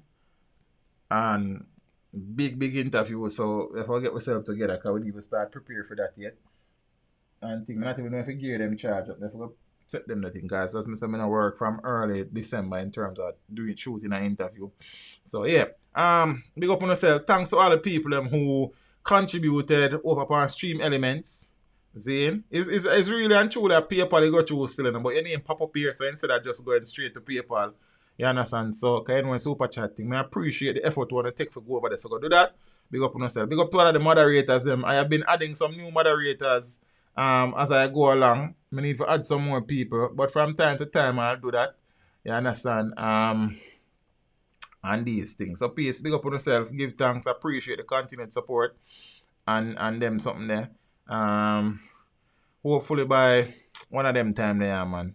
But TD clips you can go over there if you don't wish. What else I say to you? Soon Tuesday for premiere and soon Friday again for streaming. Big up on yourself, enjoy on yourself, have a productive week, make some money, be safe, stay safe. You understand? The man them both away kill people. Yo, wanna go easy now, man?